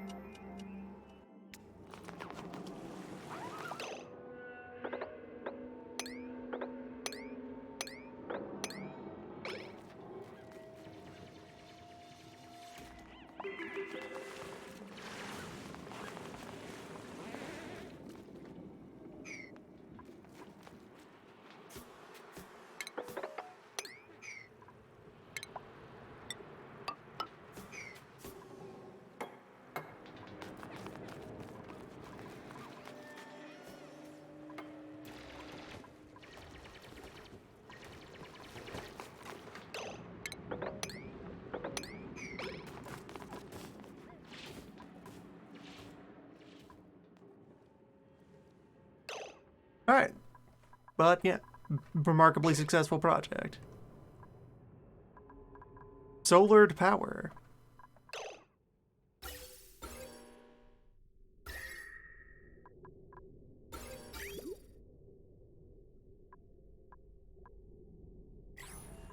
Boiling oil.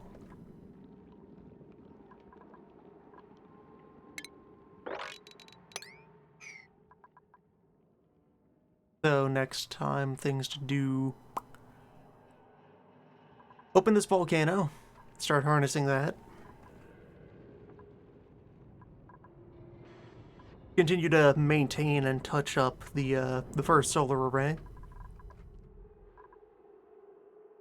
In service of that, rethink how we're going to do power around our main line here.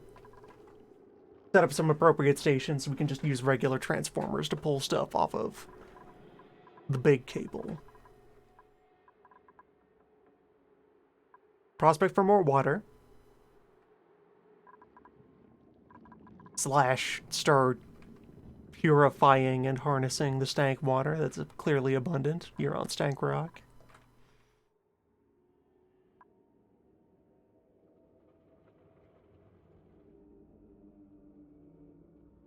And yeah, explore. Tunnel. Observe. Go deeper. Next time